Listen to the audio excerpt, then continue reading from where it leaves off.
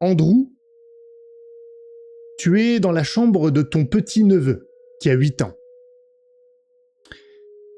Et parce que tu es le frère de Glenn, en l'occurrence. Et vous êtes voisins quasiment, peut-être à une rue près. Et de temps en temps, tu leur rends visite, tu ramènes un pack de bière ou autre. Puisque Glenn et Linda donc sont mariés et sont les parents de ton neveu. Et c'est toi qui vas le coucher ce soir. Il est dans son lit, la couverture ramenée jusqu'à son menton. Et tu viens de terminer de lui raconter une histoire. Tu t'apprêtes donc à quitter la chambre. Comment s'appelle votre fils, Glenn et Linda, le petit de 8 ans? Il doit avoir un petit diminutif affectueux, je sais pas, un Mike pour Michael ou quelque chose comme ça. Allez, Très bien. Mike. Qu'est-ce que tu dis à Mike juste avant de quitter la pièce? N'oublie pas ce que je t'ai dit, hein, Mikey. Vendredi soir, on se retrouve et on va essayer de perfectionner ces passes, hein? Ok? D'accord. Et papa, il sera super content après. Mais dis voir, tonton, tu vas pas encore te faire mal au mollet comme la dernière fois, hein? Parce que la dernière fois, t'as tiré dans le ballon et tu t'es fait mal, t'as boité pendant 2 semaines. D'ailleurs, maman, elle s'est bien moquée de toi, hein? C'est vrai. Et je prévois cette fois d'utiliser l'autre mollet. Tu vas voir, ça c'est toujours efficace. Ah, c'est intelligent. Et papa dit que c'est parce que t'es plus vieux que lui. Et que c'est pour ça que t'as souvent mal au mollet. C'est vrai? Pour le mollet, c'est vrai, c'est ce qui fait aussi que je suis beaucoup plus malin que lui, beaucoup plus expérimenté, plus intelligent. Tu sais bien. Oh, je suis pas sûr. Mais t'as Moi non peut-être plus. raison. Des fois, il est pas très intelligent quand même. Bon, Gardons ça pour nous. Il le sait pas, ça. je vais m'entraîner dans ma tête juste avant de dormir. Papa, il dit que quand on s'entraîne dans sa tête, ça fonctionne aussi. Ça aide. Pour les mouvements. Je crois qu'il a raison. Dors bien, Mikey. Il ramène la couverture. Merci. Bonne nuit, tonton. Quitte la chambre et vous deux, vous l'entendez, vous entendez les pas dans les escaliers tandis qu'il est en train de descendre. D'habitude, il est là plus par hasard quand il passe, quand vous l'avez invité. Là, il passe parce que vous fêtez quelque chose. Rien de majeur. C'est pas une joie grandiloquente. Il y a quelque chose de positif. Et vous n'avez pas dit ce que c'était à Andrew. Et vous apprêtez à lui dire l'un ou l'autre. C'est peut-être l'un de vous, c'est peut-être vous deux, peu importe. Une bonne nouvelle qui n'est pas non plus un truc qui va changer vos vies. Et alors que Andrew arrive et va s'asseoir, il sait que vous avez quelque chose à lui dire, quelque chose de sympa que vous allez fêter, un peu comme un prétexte. Qu'est-ce que c'est? Et je vous propose de lui dire à lui.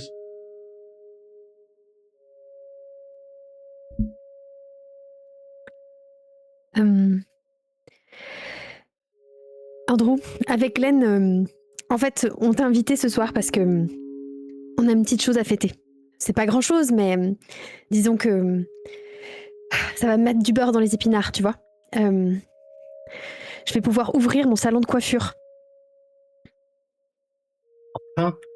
Génial! Depuis le temps que vous en parliez. Ouais, c'est un peu dur et Glenn, il a vraiment été d'un soutien incroyable, en tout cas pour qu'on y arrive. Mais c'est une célébration qu'on fait à deux, finalement, c'est grâce à lui tout ça. Bah, super, je suis super Pour content grand-chose, hein. pour toi. Mais on t'a invité aussi parce qu'on aura besoin de bras, il va y avoir pas mal de choses installées, à monter. Ne lui présente pas ça comme ça tout de suite. Attends, on va chercher des bières. Ça va, c'est mon frère, il peut bien faire ça pour toi. On va fêter ça, mais c'est vrai que si tu pouvais nous donner un petit coup de main, ça irait plus vite. C'est vraiment un projet qui se réalise. c'est super. Écoute, si vous fournissez les bières, j'amènerai mes bras. Ah, ça devrait pouvoir Euh, s'arranger. Andrew, toi, plus de cette nouvelle que t'apprends, il y a un truc qui te stresse depuis quelques heures, si j'ose dire. C'est aussi pour ça que t'as accepté de venir, tu voulais te changer les idées. Ta fille a 17 ans et tu l'as autorisée, sous la pression peut-être de ta femme, à aller à une house party dans le quartier, chez un certain Thomas, qui a invité plein d'amis. Alors c'est pas très loin, c'est à quelques blocs d'ici. Mais tu t'es vraiment fait violence pour accepter, elle a 17 ans, elle peut commencer à sortir, bon, c'est pas loin. Et ça te stresse. Et t'as besoin d'en parler. Mais je vais te laisser le dire de la manière dont tu le juges cohérent. Ouais, je suis super content pour vous, vraiment. Et ouais, je vous cache pas qu'une bonne nouvelle, là, ça me fait du bien parce que ça fait quelques heures là, que j'arrête pas de penser à... Enfin, Emma. Emma, elle est chez un type ce soir. Un Thomas. type. Tout ce que je sais de lui, c'est que c'est un garçon, quoi, ça me suffit. Et voilà, écoute, c'est la première fois que voilà, elle va à ce type de soirée et je sais pas, j'ai un mauvais pressentiment, quoi. Mais ils sont nombreux, il y a du monde avec. Et il y a l'air d'avoir du monde, ouais. Ça a l'air d'être un vrai truc, quoi, hein. Genre de choses où nous on traînait aussi il y a un certain temps, je sais pas si vous vous souvenez, hein, et je crois que c'est ça qui me stresse, quoi. C'est parce que tu te vois au même âge, c'est ça?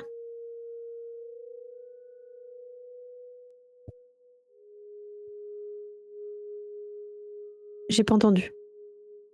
Et exactement, je revois ce qu'on faisait au même âge. Enfin, j'ai confiance en Non, mais Emma, hein, elle a la tête sur les épaules. Nous, on était des petits cons, disons-le. Elle est plus mature que ça. T'inquiète pas, ça va bien se passer. Puis si jamais il arrive quoi que ce soit, Thomas, Ne je va te pas laisse trop pas. vite. Glenn, ça suffit. Tu commences à faire des menaces que tu ne tiendras pas. Et puis de toute façon, ta fille, Andrew, elle a le permis, non? Donc, elle rentre quand elle veut, elle est autonome et tout va bien se passer. ouais, c'est vrai. Ça Non, mais suffit, t'as Glenn. raison. Ouais.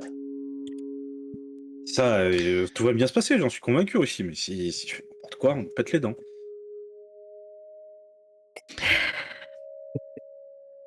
Glenn, au moment où tu dis ça, tu parles et en même temps tu réfléchis dans ta tête et tu dis Thomas, Thomas. Tu te dis mais il est où ce Thomas? Parce que ton boss, plutôt ton N+2, donc le boss du boss, que t'aimes pas trop d'ailleurs, son fils s'appelle Thomas. Et tu sais que tu l'as déjà vu dans l'entreprise, il passe de temps en temps. Et il est du même âge que Emma. Tu sais qu'il habite pas loin. Et tu commences à faire le rapprochement. T'es pas obligé d'en parler, je te laisse avec ça. Yannick, peut-être règle ton micro, la sensibilité, parce que quand tu parles pas fort, on ne t'entend pas, je pense que ça déclenche pas. Glenn, je te laisse me dire si tu le gardes pour toi ou pas. Non, non, c'est. Mais attends. Thomas, tu l'as vu ce Thomas là? Un grand frisé, il a une choucroute sur la tête. Oui, c'est ça. Chérie, c'est le fils de James. Il habite à deux blocs d'ici, là, sur la 101e, quelque chose comme ça. Ah oui, je crois que je l'ai vu passer. Il voulait pas venir au salon avec sa mère, là. C'est vrai qu'il a une sacrée choucroute sur la tête. Ça lui ferait du bien, hein. Bon, c'est un ado, hein, mais il a pas grand-chose dans le cerveau, quoi. Glenn, des fois, tu pourrais un peu fermer ta bouche, je pense. Andrew, tu reçois un texto sur ton téléphone. Et Jette un coup d'œil. quand tu regardes, tu vois que c'est ta femme. Ta femme, comment elle s'appelle? Suzanne. Suzanne. Suzanne, elle envoie un message et elle dit passe-leur le bonjour et dis bravo à Linda de ma part. Donc tu te rends compte qu'elle était au courant en disant ça. Et juste avant que tu agisses là-dessus, ta femme se sentait pas très bien, c'est pour ça qu'elle est pas venue, en réalité. Elle s'est couchée, bon, visiblement elle dort pas, elle a un peu mal à la tête.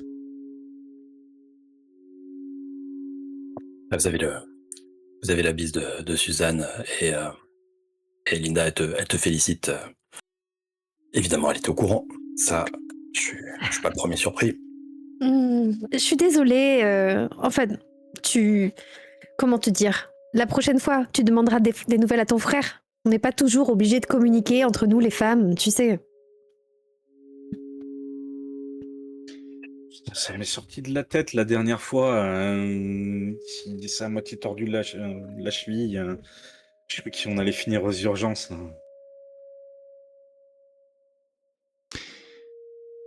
Et là, vous entendez une petite lamentation en provenance de l'étage. Une lamentation, Glenn et Linda, dont vous avez l'habitude. C'est Mike. Ça ressemble à ça, c'est... Bien souvent, c'est une forme d'appel. Alors des fois, ça va pas, des fois il se réveille dans la nuit parce qu'il a pu faire un cauchemar. Et c'est pas forcément des vrais pleurs en général. Mais ça s'arrête pas et ça peut durer longtemps. Que faites-vous? Ah, j'y vais. Je t'ai levé la nuit dernière. C'est bon, je m'en occupe. Je resserre une bière à Andrew. Ça marche. Glenn, tu quittes donc la cuisine. Tu commences à gravir les marches de l'escalier et t'entends toujours cette petite lamentation. J'arrive, Mike, j'arrive. Qu'est-ce qui se passe? Tu sais pas s'il t'entend. Pas de réponse. Pourtant, il s'arrête. Et t'arrives devant la porte de la chambre, toujours fermée. Et tu entends sa respiration un petit peu haletante, mais il ne se lamente plus. Fais-tu?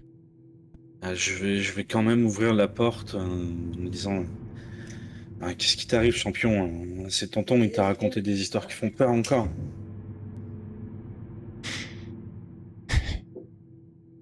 Papa, tu peux venir s'il te plaît? Et tu le vois sur son lit, il est pas allongé. Il est assis sur son oreiller, dos contre le mur, et il se tient les genoux. Sauf que il se tient comme ça, il a l'air recroquevillé en fait. Je vais m'approcher, je m'assois sur le rebord du lit et je le prends dans mes bras. Qu'est-ce qui se passe? T'as fait un mauvais rêve? Qu'est-ce qu'il y a? C'est pas grave, on en a déjà parlé, les cauchemars, c'est pas vrai.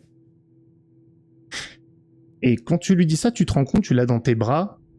La chambre est quand même un petit peu éclairée, même s'il n'y a pas de lumière, parce que il a une fenêtre et vous fermez jamais, vous fermez les rideaux, mais il n'y a pas de volet, les rideaux sont pas très épais pour qu'il puisse avoir la lumière du lampadaire, donc il y a un petit, voilà, c'est une pénombre quoi. Et tu le sens dans tes bras qui tremble. Ça en revanche, c'est moins commun. Je lui mets la main sur le front. Qu'est-ce qui se passe? T'as de la fièvre? Non, mais... Et il te serre, il essaie de te tirer à toi avec sa petite force. Et il te dit, papa, il y a un monstre sous mon lit. Y a pas de monstre sous le lit. Si, je te jure, il est là. Tu veux que je regarde? Ça te rassurerait? Tu veux que je vais regarder? Mais fais attention. T'inquiète pas, il va rien m'arriver. Et je prends, je pense, une lampe torche qu'il a sur sa table de nuit. Et je l'allume comme ça. Et je me mets à quatre pattes et je lève la couette. Et je passe la lampe torche comme ça dessous. D'accord, je vois ce que... Donc tu le fais sortir du lit pour pouvoir soulever la couette ou... Non, juste je lève le rebord comme ça pour l'instant. Je vais regarder et puis je l'appelle Tu veux avec dire le entre les lattes carrière. du lit? Ah non, pardon, sous le lit, d'accord. Tu lèves Sous la le couette, lit, ok. Elle pendait à côté, oui, je comprends. Donc sur le côté, si Ouais, je comprends sur bien. le côté. Ok. Tu te baisses, tu soulèves la couette, donc lui, il peut pas voir au-dessus. Et effectivement, sous le lit, il y a quelque chose. Il y a une petite forme qui est allongée sur le ventre. Les jambes recroquevillées sous elle. Et la personne sous le lit tourne la tête dans ta direction. Et tu le reconnais, c'est Mike qui te dit « Papa, il y a un monstre sur mon lit !»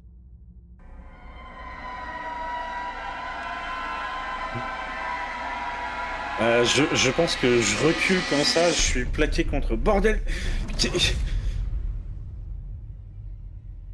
Et je braque la lumière sur ce qu'il y a sur le lit. Sur le lit, il y a toujours Mike, qui est toujours recroquevillé. Il voit ta réaction et il se colle contre le mur quand il te voit « Papa !» Et il tend les bras dans ta direction.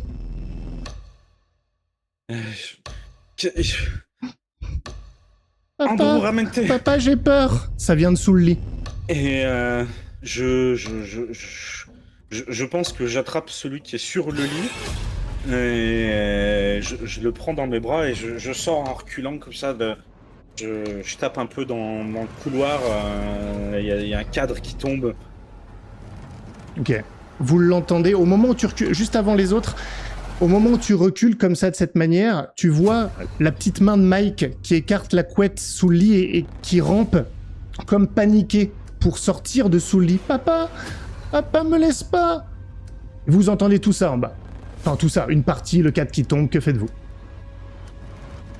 Glenn, tout va bien? Non, ça... Je sais pas, il y a un truc... montez vite. Je fonce. Ouais, je suis. Vous arrivez en haut, dans le couloir, vous voyez le cadre par terre et vous voyez Glenn avec le petit Mike dans les bras et vous entendez « Papa !» mais ça vient de l'intérieur de la chambre. J'ai la lumière braquée. Putain, mais... Et je regarde le Mike que j'ai dans les bras, Qu'est-ce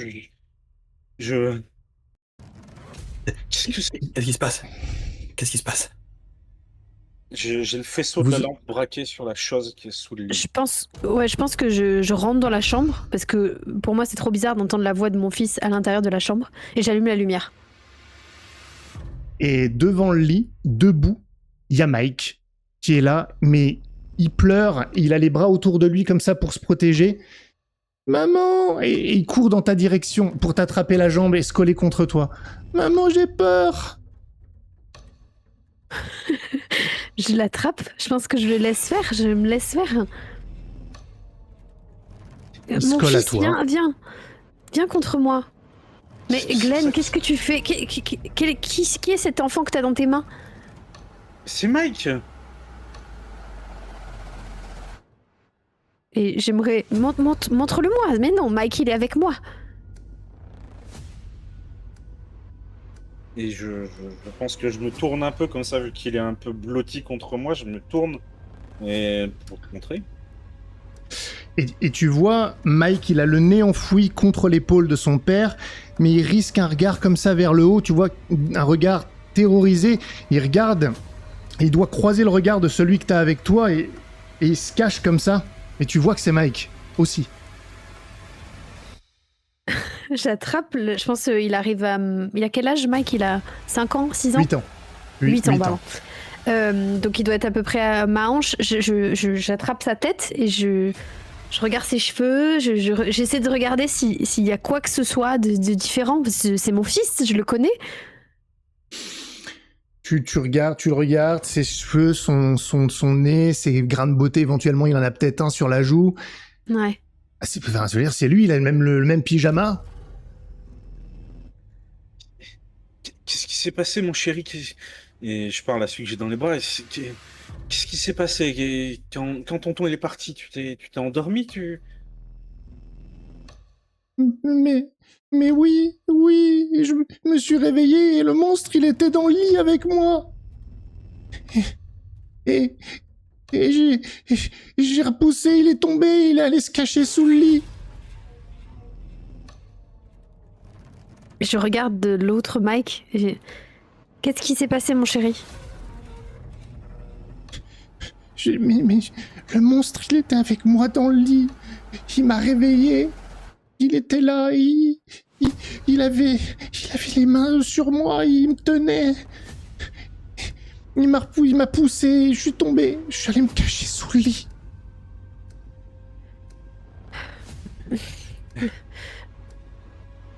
Je regarde Glenn et j'essaie de lui dire il faut qu'on les sépare là. Je sais pas qui est qui. Je descends dans la cuisine.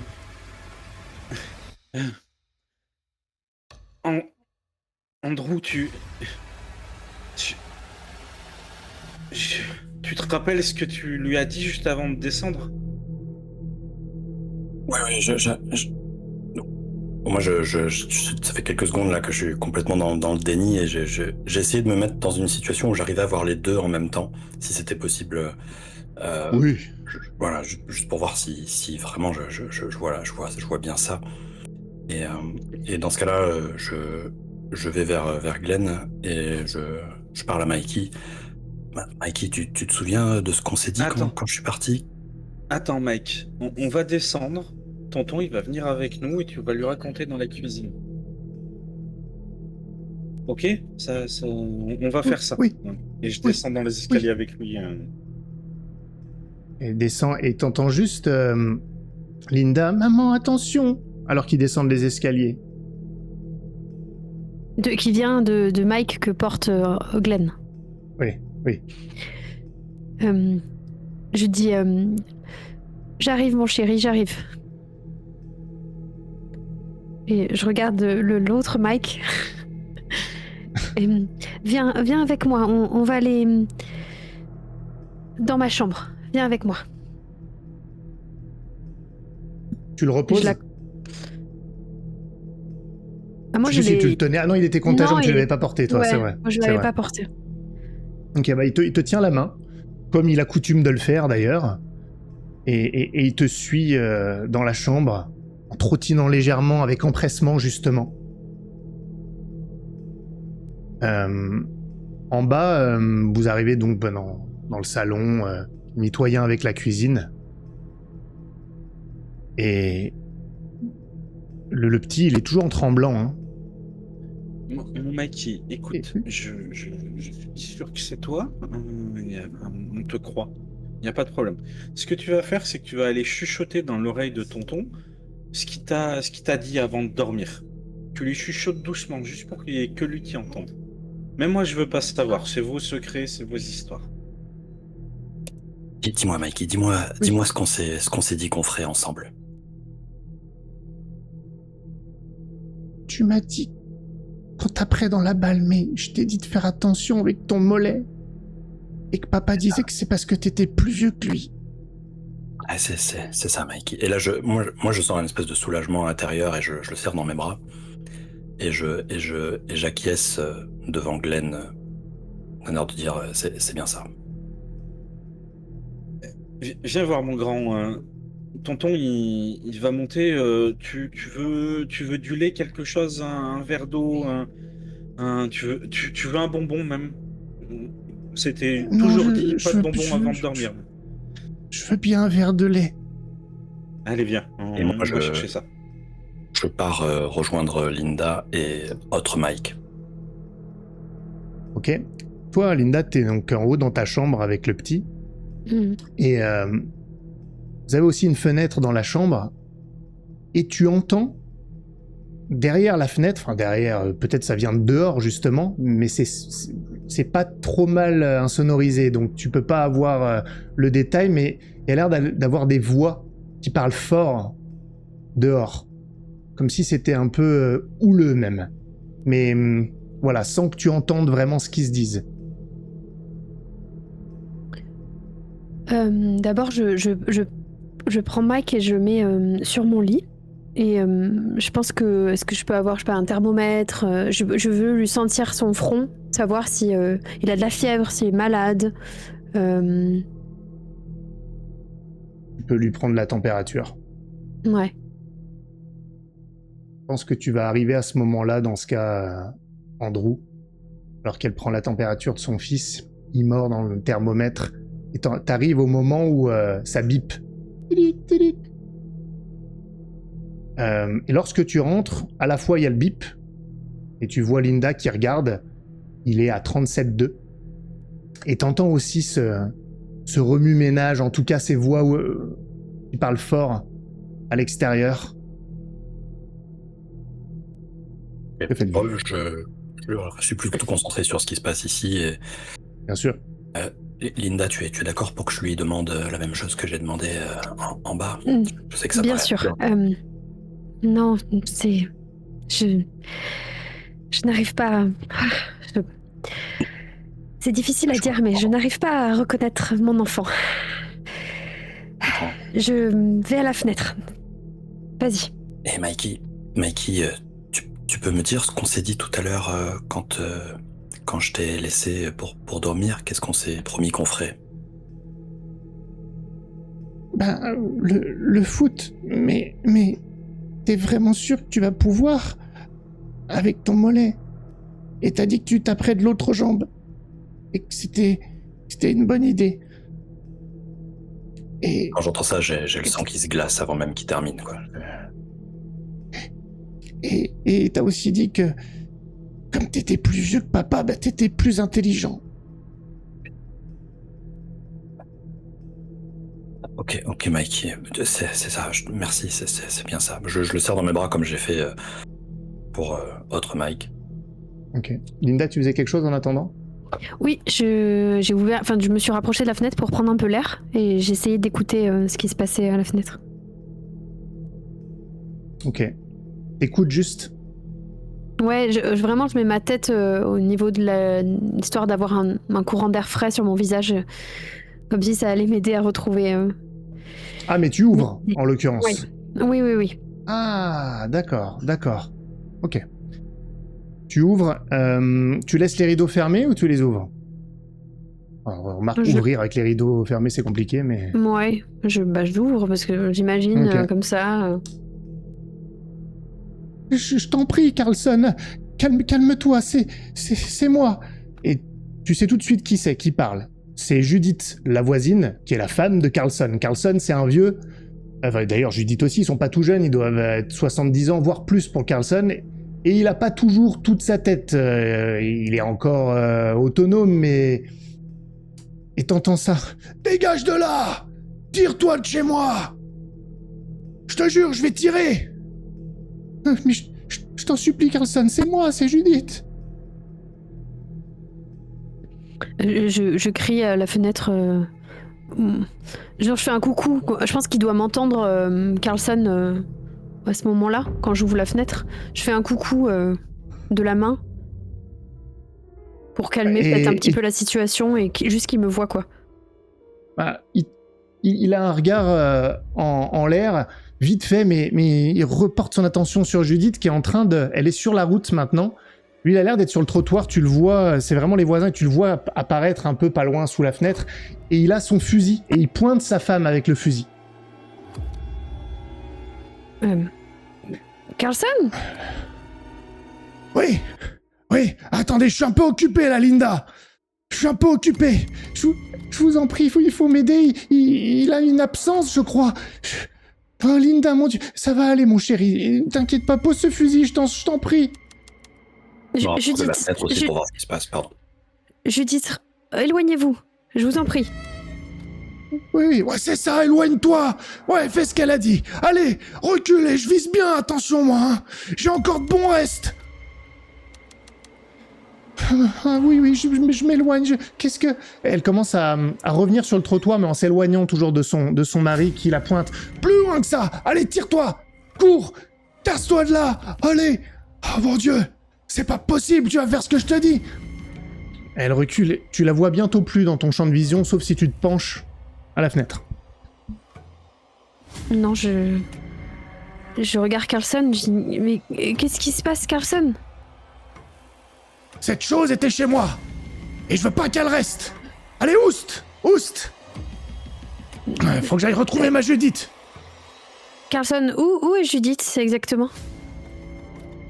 À la maison, elle se repose. Allez, tire-toi, toi. S'il vous plaît, est-ce que vous pouvez appeler quelqu'un, un médecin, il va pas bien du tout. Et tu la vois plus, Judith, maintenant, hein, elle est plus dans ton champ de vision. Et toi, Glenn, t'es en bas, et t'entends que ça frappe à la porte. Ouvrez, s'il vous plaît, ouvrez-moi. Surtout, la laissez pas rentrer chez vous, hein. Moi, je suis à l'étage, je suis avec Mike, je suis occupé. Je le pose sur le canapé avec son verre de lait. T'étais en bas, Ouais, je suis toi. en bas, oui, au premier t'étais en pas, bas, enfin ouais. au rez-de-chaussée. C'est pour ça que t'entends qu'on toque à la porte. Ouais, je suis avec Mike, je le mets sur le canapé et je pense que je vais ouvrir la porte avec la chaîne, donc ça s'en trouve de 5 cm. Ouais. Et tu reconnais Judith, mais elle est complètement paniquée. D'ailleurs, elle est en tenue de nuit. Et oh, bonjour, Glenn. Je suis vraiment désolé. Linda vient de me voir. Mais c'est Carlson. Il a une absence. Il a sorti son fusil. Il me reconnaît pas. Et s'il vous plaît, est-ce que je peux rentrer? Il faut appeler un médecin. Linda, surtout la laissez pas rentrer. Hein. La laissez pas rentrer. Je ferme la porte, j'enlève la chaîne et je pense que je l'ouvre. Venez, Judith, merci beaucoup. Merci. Je fais à Carlson... Oui. Bonne soirée, Carlson.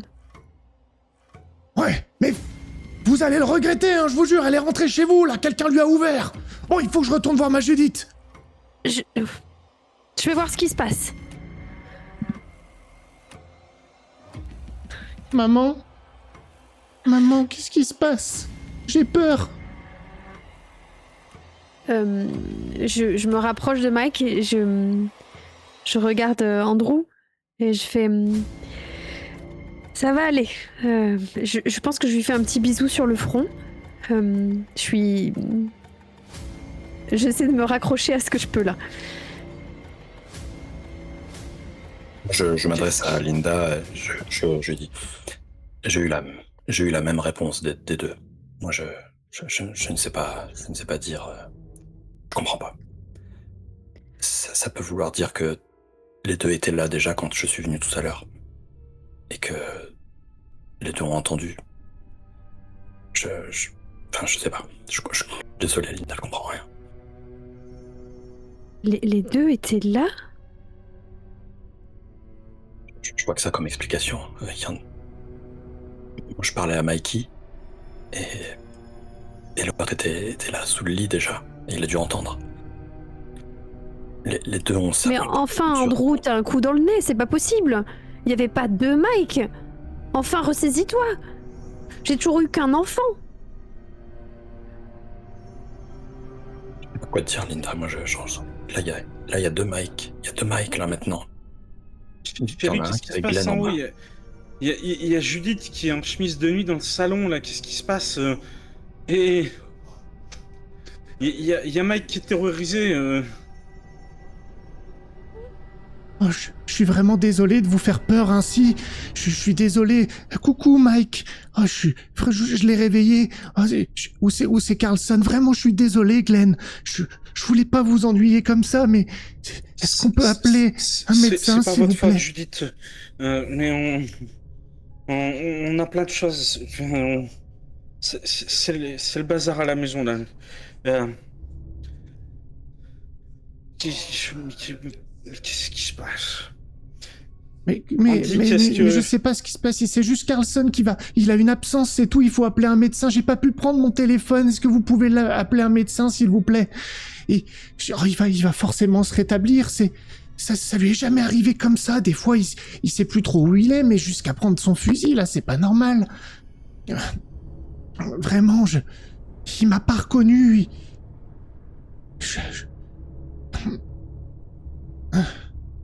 Elle a l'air démunie. Euh, Vous voulez pas appeler un médecin? Asseyez-vous, si, on va appeler. On dit qu'est-ce que. Je regarde. Ouais. Je crie depuis je pense la rambarde de l'escalier. Glenn, fais chauffer de l'eau. Il y a du thé dans le placard de gauche. J'arrive. Moi, comme j'ai passé un tout petit peu la phase de déni là, et mon cerveau, il doit être en train de chercher maintenant toutes les explications rationnelles possibles à ce qui est en train de se passer. J'essaye maintenant de prendre le temps pour bien regarder Mike et Mike. Essayer de voir si je suis capable de percevoir une différence. Juste. Du coup, tu descends avec Mike, parce que t'étais à l'étage. Alors, je vais passer de l'un à l'autre en tout cas. Ouais.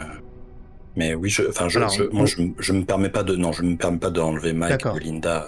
Non. J'observe l'un puis l'autre. Alors d'accord, donc tu descends. Lorsque tu descends, tu es repéré par Judith qui te voit. Je pense qu'elle te connaît, mais moins. Tu l'as déjà vu. Ah, bonsoir, je pensais pas que c'était une petite réunion familiale, je suis désolé. Vous êtes le frère, c'est ça, le frère de Glenn? Oui, je suis le frère de Glenn, je suis Andrew. Bonjour, je vous ai déjà vu, vous avez écouté, hein. Oui, c'est ça, oui, Andrew, je me rappelais, oui. Bonjour, monsieur. Enfin, bonsoir, je suis vraiment navré. En plus, je dois avoir fait peur aux petits. En plus, j'ai pas pu prendre des petits gâteaux. D'habitude, je lui en donne. Et toi, t'en profites pour regarder Mike, et il vous regarde, il est hagard. Mais c'est lui-même dans l'attitude. Même dans la manière dont il se comporte, ses petits gestes, le réflexe qu'il a de se gratter le bout du nez quand il est un peu stressé, ou quand il se fait battre au foot en l'occurrence. Et ouais, tout, même l'implantation des cheveux, la manière dont ça retombe sur la partie gauche de son front de manière un peu asymétrique, c'est exactement ça. Je pense que je suis en train de jeter 4 sachets de thé dans la théière. Il y a l'eau qui est en train de bouillir. Faut qu'on appelle la police et... Mais non, un médecin, s'il vous plaît. On va pas appeler la police pour ça. Il est pas dans son état normal, vous comprenez. C'est vraiment un médecin dont il a besoin. Je suis désolé, Linda, je parlais pas pour vous. Écoutez, je suis désolé, il faut vraiment appeler un médecin, sinon je vais devoir retourner pour voir. J'ai peur qu'il se fasse du mal avec son fusil. Je peux pas rester. Je vous en prie, appelez un médecin, je vais aller le voir. J'ai vraiment trop peur qu'il fasse quelque chose. Je vous laisse. Appelez un médecin, je vous en supplie. Je reviens. Linda, descends, s'il te plaît. Non, Judith, partez pas. Restez ici, restez autant que vous voulez. Oui, mais je dois voir mon mari. J'ai peur. Vous imaginez s'il tire, s'il se fait mal avec le fusil. Oh mon Dieu, c'est un cauchemar. Je peux y aller. Je passe une tête. Je vois comment est Carlson et je reviens. Merci, mais faites attention. Je m'en occupe. Dites bien que vous êtes le papa de Mike. Il aime bien le petit et je pense que ça le rassurera. Oui, ok. Je fais vite. J'y vais, je reviens. T'es sûr que tu veux y aller parce que c'est le type que nous on a vu à la fenêtre là avec un fusil. C'est lui que tu vas voir. C'est un ancien marine. Il est pas méchant, mais puis il va pas me tirer dessus. Je vais rester sur le seuil de la porte. Mais au moins, Judith, elle aura l'esprit tranquille. J'en ai pour une minute. Là, il y a d'autres priorités, là, tout de suite.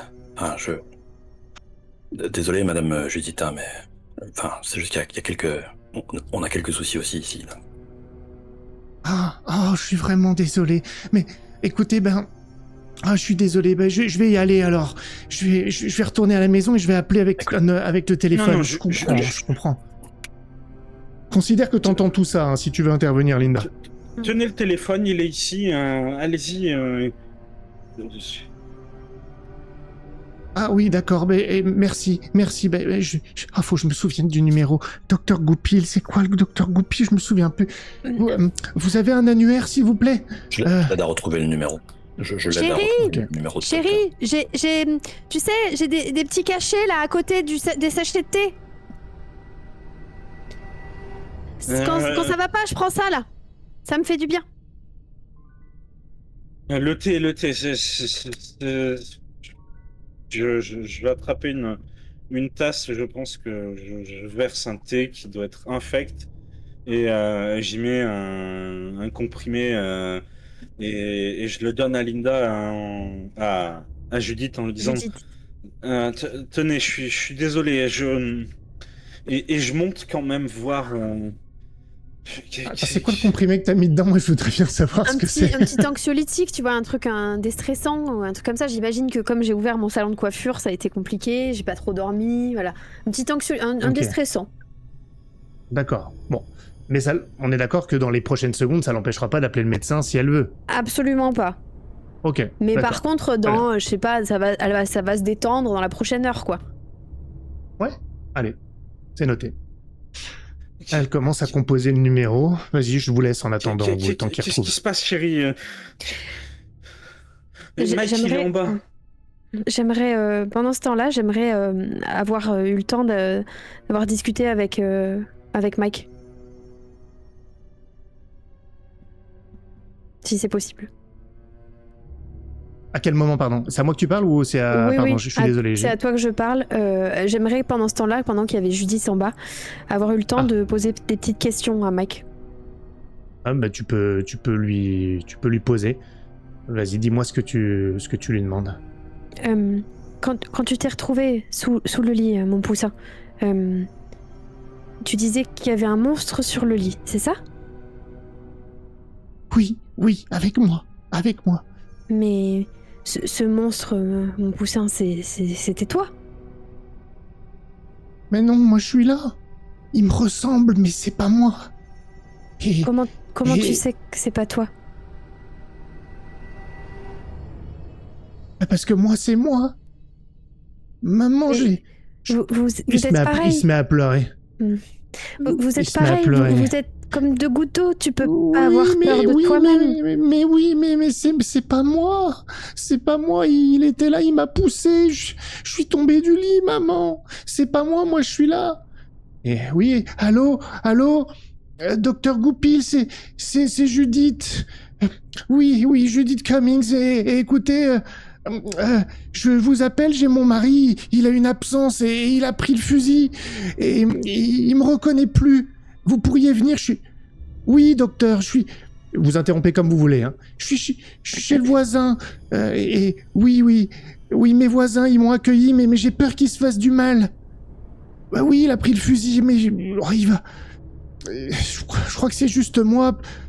La police, vous êtes sûr? Mais c'est pas la police qu'il lui faut, vous pouvez venir. Oui, d'accord. Oui, mais venez quand même alors. Je suis chez les voisins, je vais vous donner un numéro. Vous pourriez me donner votre numéro, s'il vous plaît, s'il doit nous rappeler, le docteur Goupil? Et elle se tourne vers toi. Je crois que c'est toi, Andrew, qui est avec elle.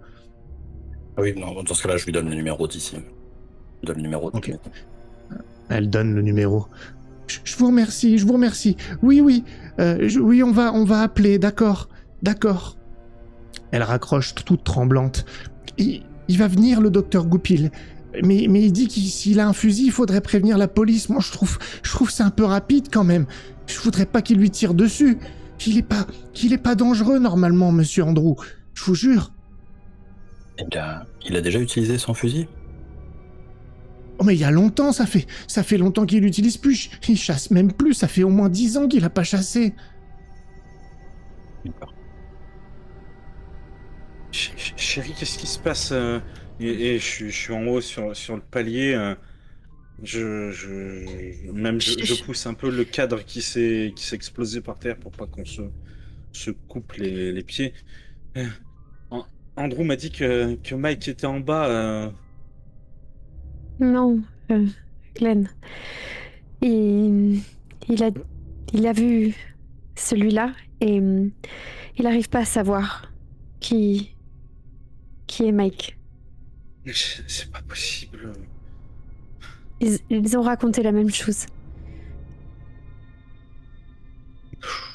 Je C'est me comme laisse un peu tomber si sur le lit. ils étaient les deux. Ils avaient Qu'on été les appelle deux la là au même police. moment. La police? Qu'est-ce que Je tu veux n'arrive qu'on pas à fasse? reconnaître lequel de mes 2 enfants pleure. J'arrive pas à reconnaître lequel. Tu te rends compte? Je vais pas appeler la police. Et qu'est-ce que tu veux qu'on fasse? On va pas en mettre un dehors? On va pas arrêter un enfant non plus.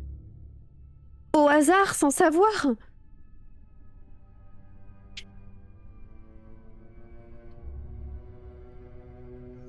Qu'est-ce qu'elle veut, Judith? Je sais pas. C'est Carlson, il la reconnaît plus. Il a voulu, je sais pas, il a voulu lui mettre un coup de fusil. Il a dit qu'il a eu une absence. Il l'a dit quand on l'a vu avec Andrew à la fenêtre que il allait rejoindre sa femme. Je comprends pas. Il y aurait aussi 2 Judith? De Judith. Ah, j'ai chaud. Ah oui. Moi en bas, je commence à... La situation commence à me stresser aussi de plus en plus et j'envoie un texto à Emma, enfin au groupe chat où il y a ma femme et ma fille. Et D'accord. je demande juste, ça va, tout le monde va bien? Voilà, juste comme Ok. ça. Ouais. Je te dirai si t'as une réponse et quand t'en as une. Et il y a Judith à côté de toi, elle s'est assise et elle tapote sur ses jambes. Je sais vraiment pas si il va venir le docteur.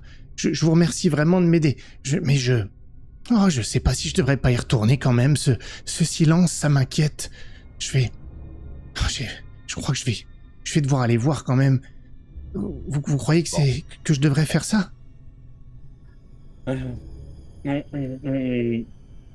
Je sors mon portable et je cherche Attends, tu cherches quoi? Vas-y, dis-moi, tu finis ta phrase. le numéro de Carlson.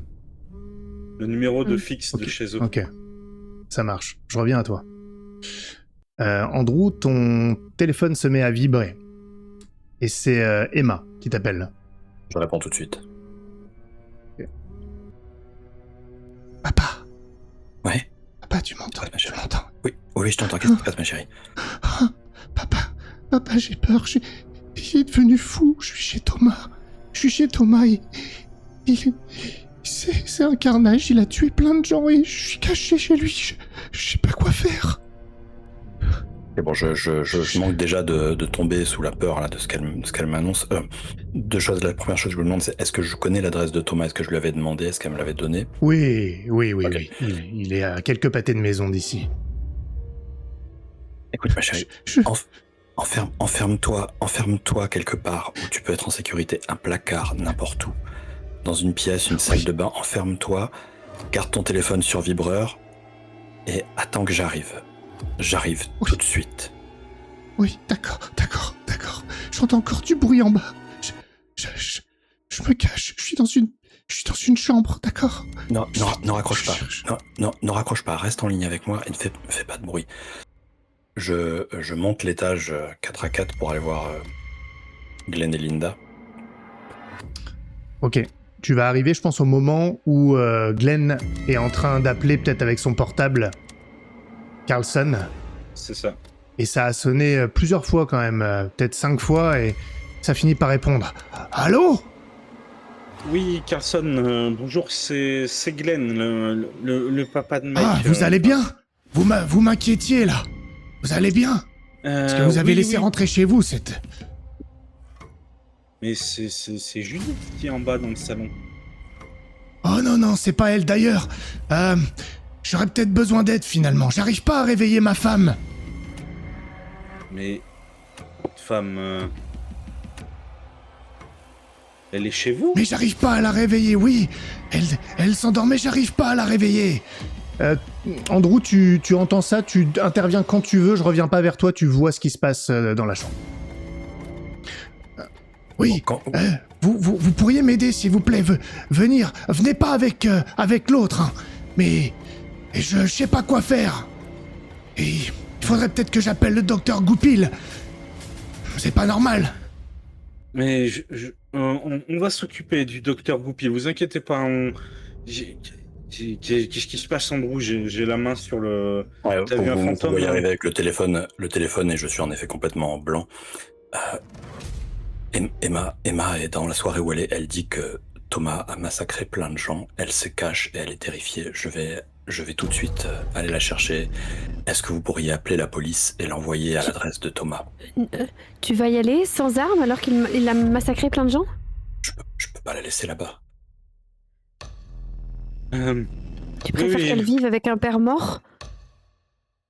Je peux pas la laisser. Carlson, écoute.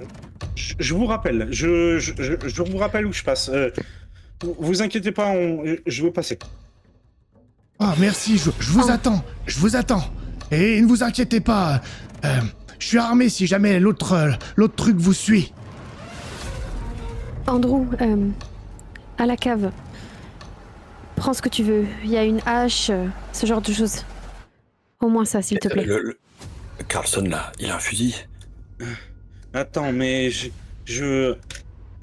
descends avec moi au coffre en bas. J'ai le pistolet de papa. Je sais pas ce que ça vaut. Là, je m'inscris en faux. Il y aura pas d'armes à feu chez vous. La On peut hache, avoir une hache ou pas de travail, je veux bien. La hache, je suis pas intervenu. Il y aura pas d'armes à feu chez vous. Ah bah, il y a la vieille hache de papa, c'est tout ce qu'on a. Je vais prendre ça. Est-ce que vous pouvez appeler la police surtout? Ouais, bien sûr, je leur donne l'adresse. Fais pas le con, Andrew. S'il a pété les plombs, attends que les flics ils arrivent. Je sais que c'est dur, mais... Et je compose le 911. Et c'est toi qui voulais aller le fracasser la gueule, Glenn. Je descends voir Judith et je propose à Judith qu'on aille voir Carlson. D'accord. Judith, elle était avec le petit Mike, elle lui parlait, elle essayait de le rassurer. Ah oui, vous croyez que c'est une bonne idée. D'accord, allons-y alors. Allons-y. Merci beaucoup. Et le petit, il y a personne. Quelqu'un puisse le garder. J'emmène Mike à l'étage. Je fais signe à Linda de non, faut pas qu'elle y aille, elle va se faire flinguer.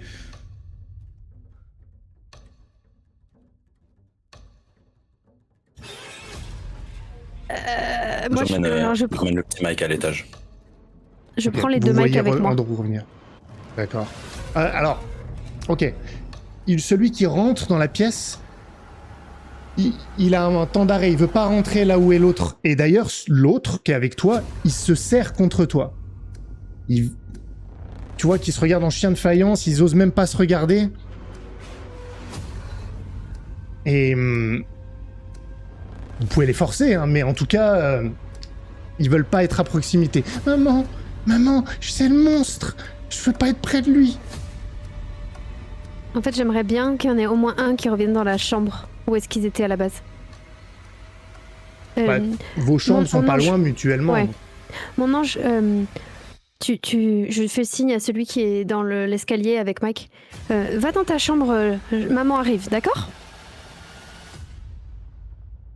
Oui, mais tu me laisses pas tout seul. Fais attention. Et il part quand même. Il obéit. Il va dans sa chambre. Tu le vois d'ailleurs rentrer. Et l'autre, il me lâche? Il te lâche, il reste près de toi, quoi. Mais oui, il se détend un petit peu quand l'autre s'éloigne. Légèrement. Okay. Je mets mon téléphone sur haut-parleur.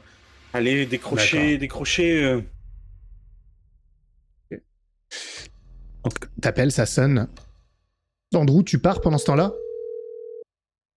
Oui, mais j'ai toujours Emma en ligne, hein. J'ai fait en sorte qu'elle n'ait pas raccroché. Ouais, je sais. Tu me dis quand tu veux lui parler. Donc tu pars avec Judith? Tu me confirmes? Oui. Ok. Ça marche. Allô, police secours. Oui, Allô? bonjour. Oui. Bonjour, c'est pour vous signaler une fusillade au 52 à l'angle de la 101e et de la 82e. C'est il y a plusieurs personnes qui sont. Un instant, je vous mets en attente, je reviens. Et Non, mais il y a une une fusillade. l'attente. Vous pouvez pas me mettre en attente. Ça prend 15 secondes, puis ça revient. Oui, excusez-moi, monsieur. Fusillade, vous disiez. Oui, Fusillade, une combien de fusillade. personnes? Je sais pas, plusieurs. Il y a une petite qui est cachée. Et elle a dit qu'il y avait eu plusieurs coups de feu, plusieurs personnes qui étaient déjà blessées ou peut-être mortes. Il y a mon frère, c'est sa fille. Il faut aller sur place tout de suite, s'il vous plaît. Euh, je comprends pas tout. Calmez-vous, monsieur. Je comprends pas tout à ce que vous dites. Vous êtes sur place? Vous êtes sur les lieux de la fusillade? Non, c'est ma nièce qui est sur place. Elle a eu son père qui était chez moi. Il y a eu une fusillade. Elle était dans une fête chez les D'accord. Smiths. Comment vous le savez? Comment vous le savez qu'il y a eu une fusillade si vous n'y êtes pas? C'est très important. Dites-moi. Comment vous le savez? C'est elle qui nous l'a dit. On l'a eu au téléphone. D'accord. Donnez-moi l'adresse. C'est à l'angle de la 101e et de la 82e. Ok, c'est l'adresse de la fusillade, ça. Oui, Et vous? oui. On vous joint sur ce numéro? Très bien. Écoutez, on déplace quelqu'un dès qu'on peut. Ça raccroche. Toi, t'es sorti. Y a pas des bruits là dans le ciel, genre des hélicos et des machins comme ça? Non. Non. Non. Y a pas d'autres interventions en cours? Pas là où vous êtes. En tout cas, il y a rien. Enfin, il y a pas ces sons-là. Et on n'a pas entendu les coups de feu qui sont dans le pâté de maison à côté de chez nous. On n'a pas dit qu'il y avait eu des coups de feu. Hein.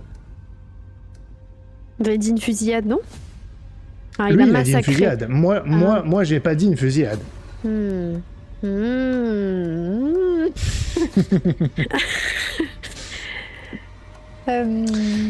Andrew, tu es à l'extérieur dans la rue avec Judith. Tu approches de la maison de ton voisin. Que fais-tu? Je frappe chez Carlston. Tu frappes. Et... Oui. Entrez. C'est qui? C'est Andrew, je suis le frère de Glenn et le beau-frère de Linda. C'est qui, eux? Les voisins. Bon, vos voisins. Oui. Je suis là avec... Je suis là avec votre femme. Avec... Ah non, ma femme, elle est là. Je vous ai dit de pas la ramener. Tirez-vous de là. Et t'entends que la voix, elle est plus proche maintenant. Je vous laisserai pas rentrer.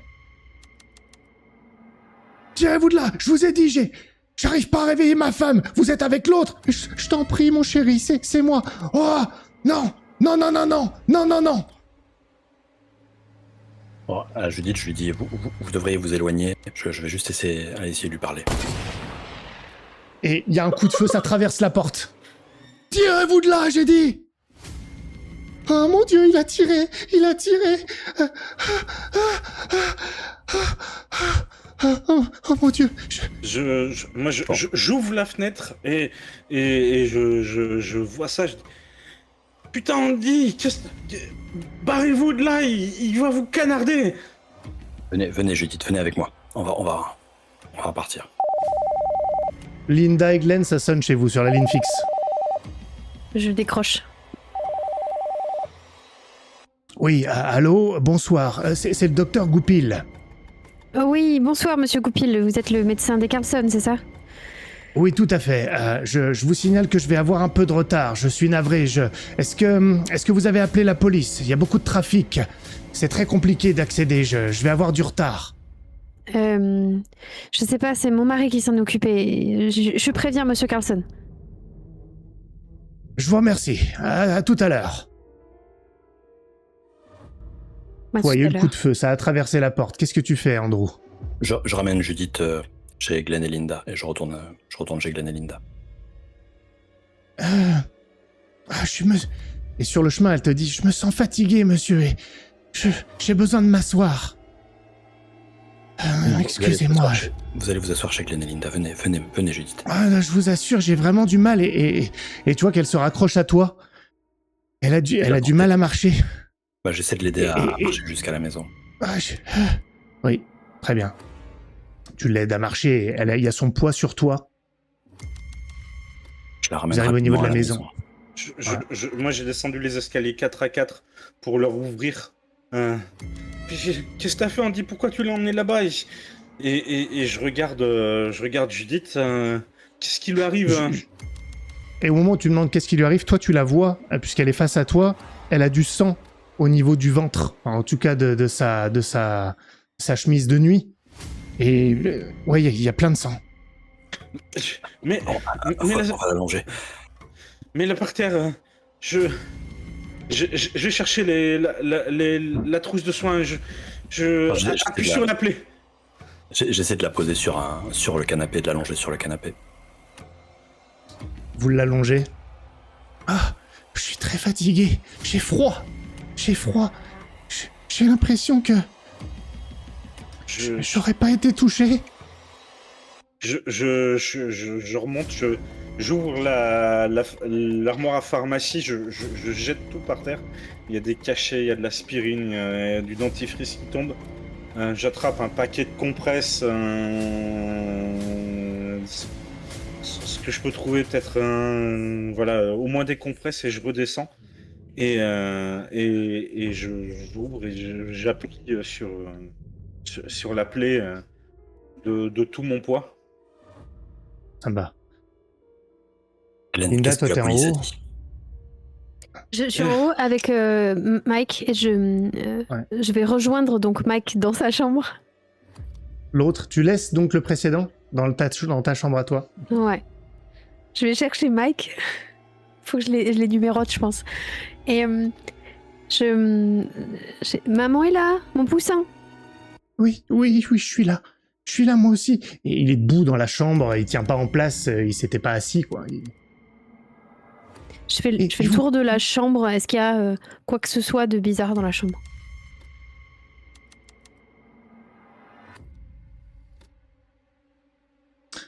Ouais. Putain. En fait, oui, mais c'était pas flagrant, en fait. Là, tu fais le tour de la chambre, tu regardes, tu vois que les draps sont vraiment humides, mais dessus. Enfin, tu vois qu'il y a une humidité légère. Et quand tu enlèves la couverture, le matelas, il est trempé. C'est pas un accident de Mike pendant la nuit? Non, parce que même au niveau de la texture, c'est... Il y a un peu de... Comme si c'était en partie... Comment t'expliquer ça J'ai une comparaison qui est très, très étrange, mais tu sais le liquide qui est utilisé pour les échographies, là? Ah oui, oui. Eh ben, ça ressemble plutôt à ça, dans la texture. C'est froid aussi, par ailleurs. Et il y en a beaucoup dans le lit. Mike, qu'est-ce que c'est que ça? Quoi? Je sais pas.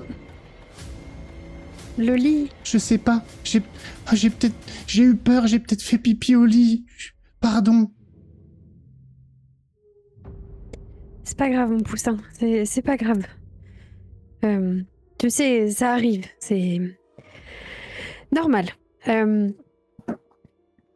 Les autres, papa, j'ai peur. L'autre petit, il est descendu. Maman est avec le monstre. Il faut pas la laisser avec lui.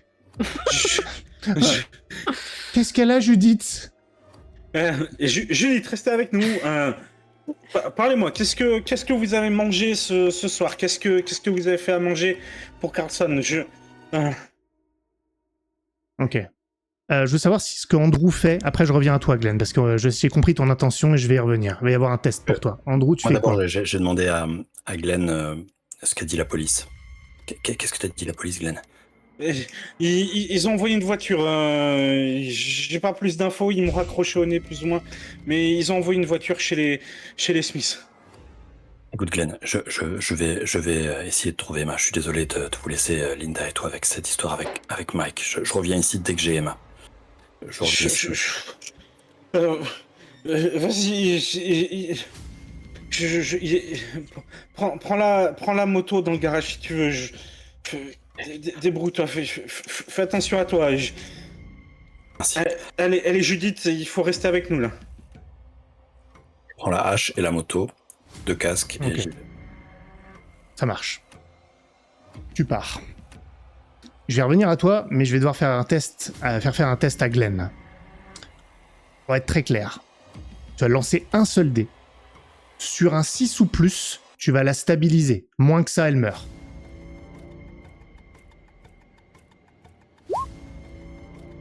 C'est un 3. Elle s'endort et expire quelques secondes plus tard. Judith, allez, Judith, il faut... Et je pense que je lui prends le pouls et je tombe sur les fesses. Je m'essuie, j'ai du sang sur les mains, sur le front.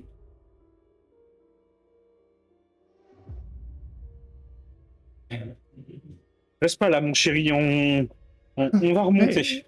Elle va pas bien, Judith. Maman est avec le monstre, il faut pas rester ici. Faut pas rester. Il faut qu'il parte. Remonte dans la chambre. Remonte dans la chambre de maman. J'arrive, je me lave les mains et j'arrive. Au moins, elle a Oui, pas paniqué de mourir grâce à mes anxiolytiques. Exactement. Ok. Je vous laisse réfléchir à ce que vous faites, dans la maison. Et je reviendrai à vous. Je passe à Andrew pour l'instant. Andrew, donc toi, t'es sur la moto, c'est ça, hein? Oui. Tu passes dans le quartier, tu vas en direction, donc quelques blocs plus loin, de chez Thomas.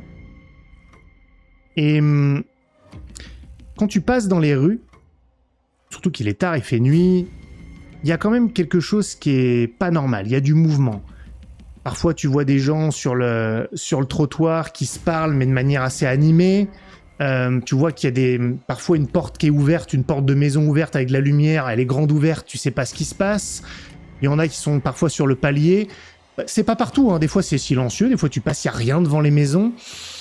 Il y a comme une tension, des gens qui sont dehors plus qu'ils le devraient. T'as même l'impression à un moment en passant près d'une maison qu'il y a une porte ouverte et il y a quelqu'un qui pousse quelqu'un d'autre dans la maison.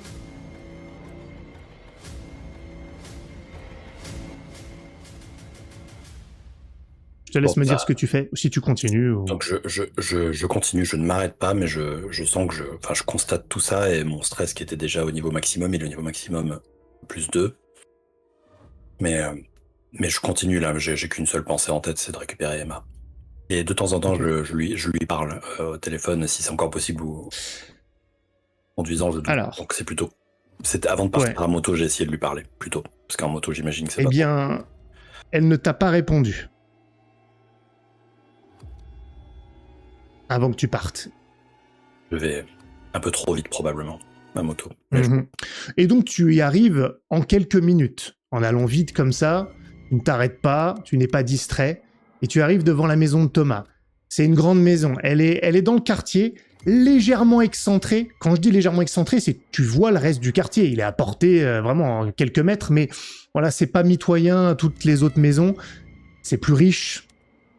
C'est presque pratiquement une villa. En tout cas, voilà, une grande maison. Et quand tu arrives devant la maison, tu le vois tout de suite, il y a des corps. Devant le petit escalier, dans le jardin de devant, des corps qui ont l'air empilés, ou en tout cas, ils sont tombés les uns sur les autres. Il y a du sang partout de ce que tu vois. Tu viens de t'arrêter. La porte est grande ouverte de la maison. Tu penses même qu'il y a peut-être d'autres corps dans le jardin un peu plus loin, devant, dans l'obscurité. Tu soupçonnes des corps. Est-ce que visuellement, je comprends s'ils ont pris des coups de feu,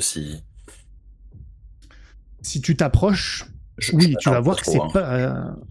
ouais, mais c'est pas des coups de feu.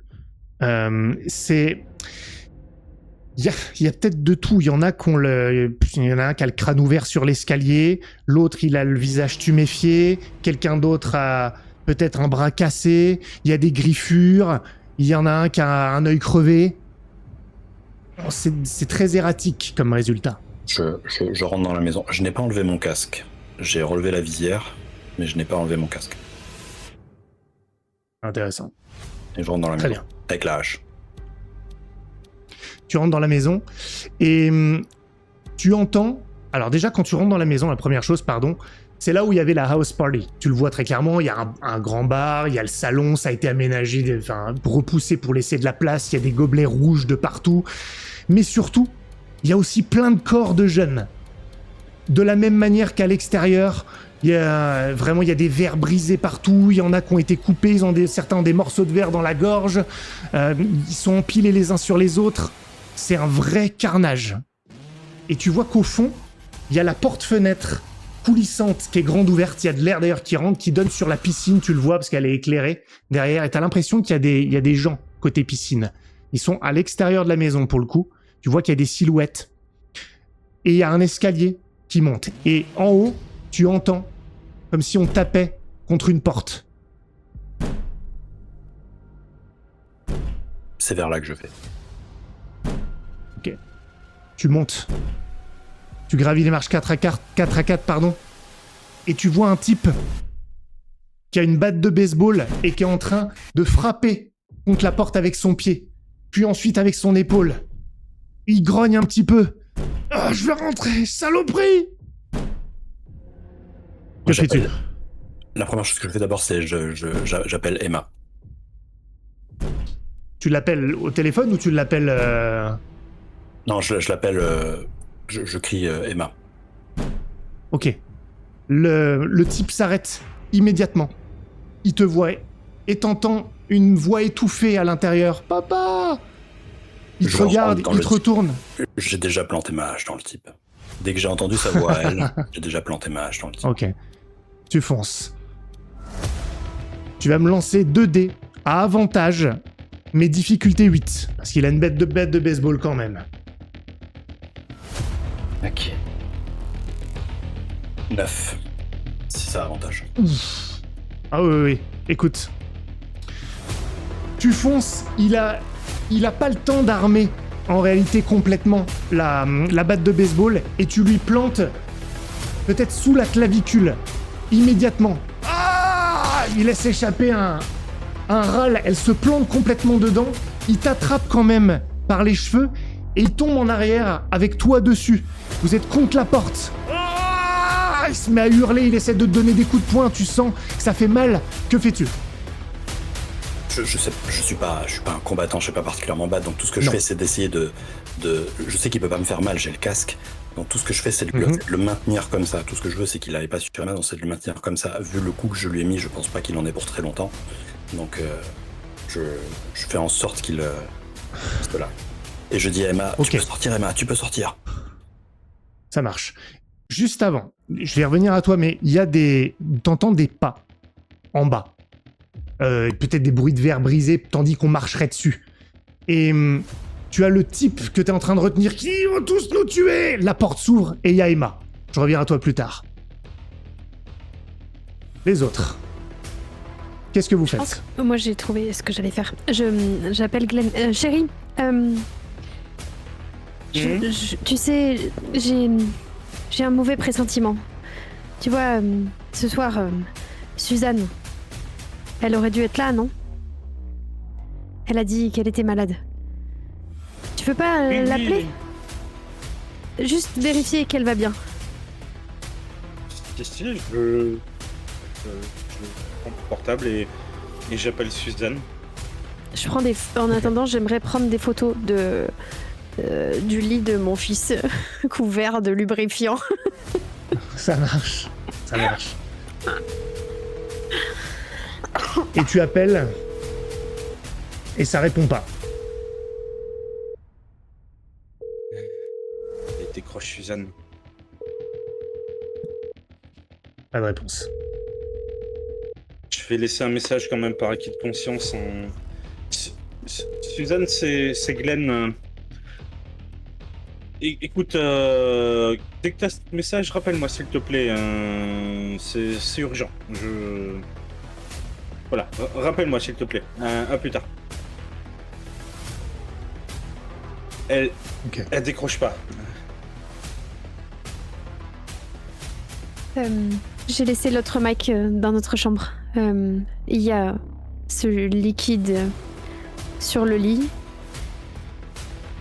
C'est comme si l'un aurait perdu les os et aurait eu l'autre.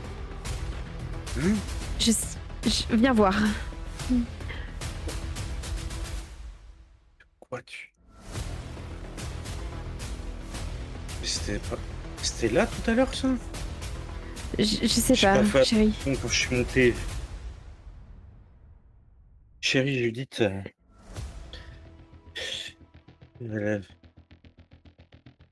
Carlson l'a touché. Quoi? J'ai fait ce que j'ai pu. Enfin bon, de toute façon, c'est trop tard. Qu'est-ce que c'est que ce truc? Goupil doit venir de toute façon.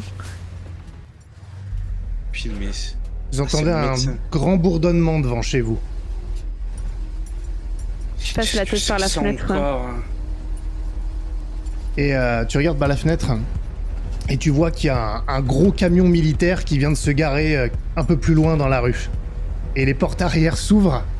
Allez, on se déploie, c'est parti. Allez, unité 1, à droite. Unité 2 avec moi. Ils sont pas chez Thomas. Ils sont... Ils sont dans votre rue, peut-être un peu plus bas. Ils se sont arrêtés un peu plus bas que votre rue. Et il y a des militaires armés de fusils automatiques qui sont en train d'en sortir. Mais qu'est-ce que c'est que ça? Qu'est-ce qu'ils nous veulent? Cache-toi, chérie. Allô? C'est en bas, faut que tu redescendes, c'est la ligne fixe. On n'a pas un fixe à l'étage? Tout à l'heure, on l'a pris à l'étage. Ah, je pensais que c'était en bas que vous l'aviez. Mais si tu veux, ça me pose aucun problème. Oui, Ok. c'est le docteur Goupil. C'est le docteur Goupil. Écoutez, Oui, docteur. je vais pas pouvoir venir. Je suis réquisitionné ailleurs. Mais qu'est-ce il qui se passe quelque docteur? chose. Mais bien sûr qu'il se Écoutez. passe quelque chose. Carlson, il a tiré sur Judith, elle a été touchée. Elle s'en sortira pas, elle est sur mon canapé là. Oui, écoutez, je suis vraiment navré, je vais pas pouvoir venir, mais il va falloir que vous m'écoutiez très bien. D'abord, il faut pas que vous sortiez de chez vous. Ensuite, j'ai quelque chose d'important à vous dire. Chez vous, tous, à part Judith, à part tout ça, tout se passe bien, vous n'avez pas de problème, c'est bon? Non, il y a notre petit. On a deux petits. Je sais pas. Vous avez deux petits? Oui. Bon, je vais devoir vous laisser. Je vais devoir vous laisser. Docteur Goupil, je prends le combiné. Mon mari débloque. Écoutez-moi. Il y a deux Mike chez moi. Je n'arrive pas à savoir lequel est lequel. Très bien, je viens d'être informé de ça. Écoutez, écoutez-moi bien, et je reviens à vous.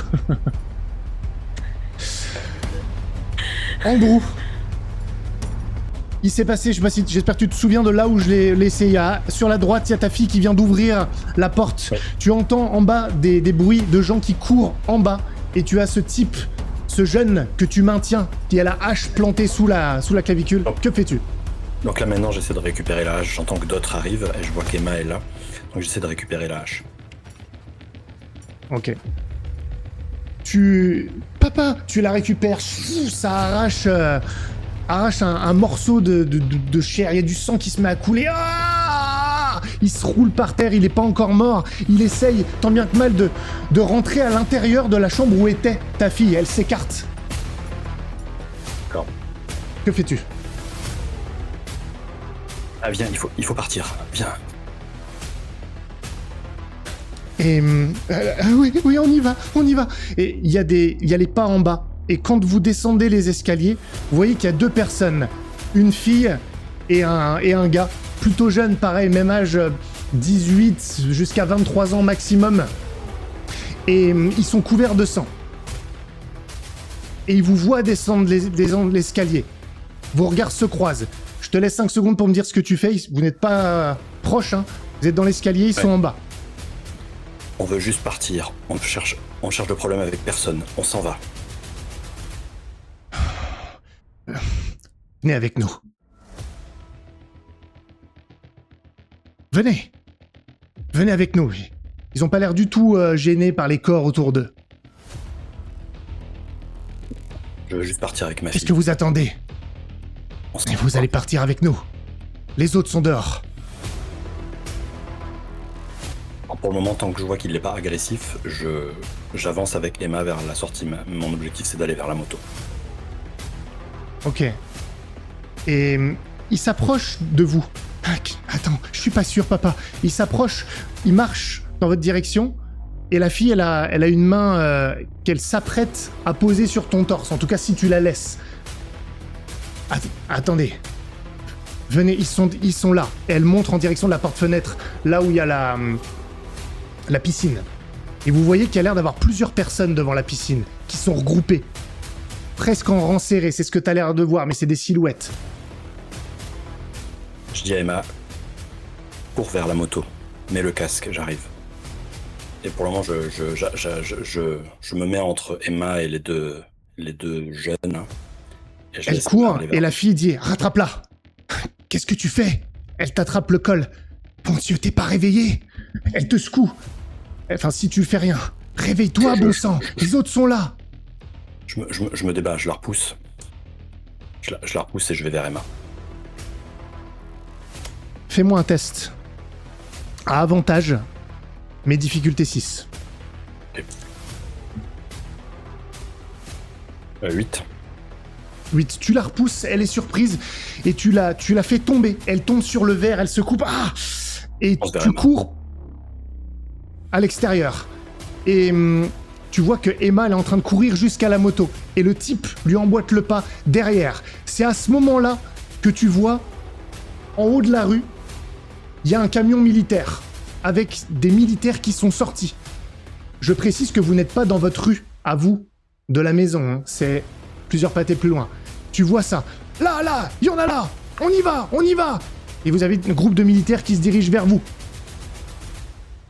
Le type court après Emma et lui dit « Attends, il faut partir d'ici, viens avec nous. Ils vont tous nous tuer. » Que fais-tu? Je suis un peu quand même. Je comprends pas ce que dit le type, mais. Bon, je veux juste aller à la moto avec Emma, donc si le type essaie d'attraper Emma, je lui fonce dessus. Ouais, il essaye. Pour le Tu faire lui fonces tomber. dessus dans Je- quelle je intention? fonce Pour le faire tomber? Faire tomber. Ok. Tu le fais tomber, tu le pousses, il tombe, il s'y attend pas, t'arrives derrière, et Fonce vers tu la vois que tu fonces vers la moto, vous l'atteignez, et il y a 2 militaires qui arrivent. Vous là, arrêtez, plus un geste, écartez-vous de la moto. Ils sont encore à quand même plusieurs mètres de vous, ils sont en train de trottiner dans votre direction. Que fais-tu? Et ils ont des armes braquées sur nous? Oui, des fusils automatiques, ouais. Ouais, non, les militaires, je vais pas chercher à les semer en air. Je lève les bras. Tu lèves les bras, ils commencent à s'approcher. Et alors qu'ils sont en train de s'approcher, c'est bon, c'est sous contrôle, je l'ai. Va voir l'autre là-bas, elle s'est barrée. Et tu vois qu'il y a le type qui se relève, celui que t'as poussé. Lui, il court. Il rentre pour rentrer dans la maison. Et à ce moment-là, le militaire dit « Arrêtez-vous !» Il s'arrête pas et il tire. Le type réussit quand même à rentrer dans la maison. Je lui donne la chasse. L'autre militaire s'approche de vous. Est-ce que tu confirmes le fait que tu restes là, les mains en l'air? Qu'est-ce qu'on fait, papa? Qu'est-ce qui se Ouais, passe? enfin, moi, je considère qu'on est sauvé des mecs, donc. Ouais. Écoute, Très bien. on va laisser les militaires faire, chérie. Ton téléphone vibre dans ta poche, alors que les militaires approchent. Main en l'air sur le trottoir là-bas, s'il vous plaît, à genoux! À genoux sur le trottoir là-bas! Je m'exécute, mais je sors le téléphone pour regarder qui m'appelle. C'est un numéro inconnu. Ouais, bon. Tu réponds. Lâchez ce téléphone! Lâchez ce téléphone! Tu réponds. Papa, c'est Emma. Mais putain. Lâchez ce téléphone tout de suite. Dernier avertissement. Je lâche le téléphone. Je reviens à vous. Vous êtes au téléphone avec le docteur Goupil. Écoutez, c'est derrière la nuque, en haut, juste à la base du crâne, sous les cheveux, c'est petit. Il faut vraiment frotter, il y a une excroissance. S'il y en a une, c'est les nouveaux, c'est les doubles, enfin, je sais pas, mais c'est cela, c'est ce qui permet de les différencier. Je me jette sur le Mike qui est avec nous dans la pièce. Et je lui remonte les... Ta mère est coiffeuse et t'as les cheveux si longs. Et je passe les doigts dans la nuque comme ça, là. J'aurais presque Alors, une insulte. rappelez-moi, quoi. tu es avec lequel de tes enfants, toi ?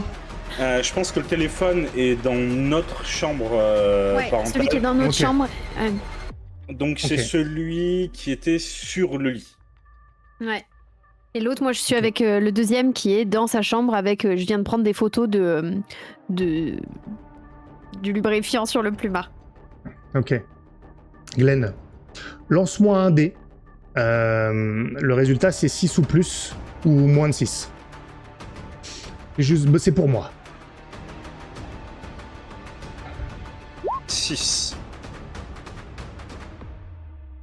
Tu sens quelque chose sous les cheveux de ton fils, vraiment en haut, tout en haut de la nuque, juste là où le crâne commence. Il y a une sorte d'excroissance de morceaux de peau, comme une sorte de couture, en tout cas au toucher. Hein. Et c'est aussi un petit peu rugueux.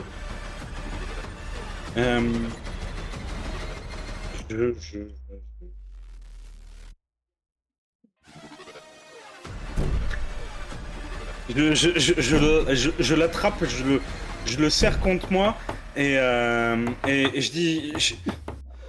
Ouvrez la porte! Ouvrez la porte!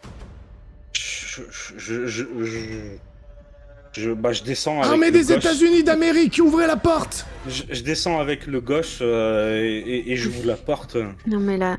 Ah putain. Toi, t'entends Putain. tout ça. T'es encore dans la chambre, tu sais pas ce qui... Avec Linda, t'es avec l'autre, qu'est-ce que tu fais pendant que lui, il est en train de descendre avec l'enfant? Je regarde. Chérie, qu'est-ce qui se passe? Il y a l'armée à la porte, je sais pas ce qu'ils veulent. Et Je pousse. Je pense que je pousse Mike et je fais mon ange. Reste là, d'accord? Tu promets à maman, tu restes là.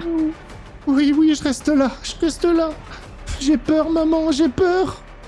Je lui fais un petit câlin et je descends avec Glenn. Ok. Quelle est l'intention une fois que vous êtes en bas? Bah moi c'est les autorités, tu vois. ouais, on ouvre. Vous ouvrez. Il y a 2 militaires, un devant, l'autre qui le couvre avec le fusil. Vous êtes combien dans la maison? Reculez! Il faut qu'on rentre! On est 4. 4 plus la voisine qui a pris une balle sur le canapé. Qui lui a tiré Mais- dessus? Son mari... Son mari, vous verrez, il y a une trace de balle dans la porte, ça a traversé. On est 4. Allez vers le fond! Vers le fond de la pièce, où est le 4e? Il est à l'étage, mais je touche dans la nuque et en fait j'ai le petit contre moi et je leur Ouais. fais face donc ils voient pas et du doigt je fais comme ça là, je leur montre. D'accord. D'accord. Et il te regarde?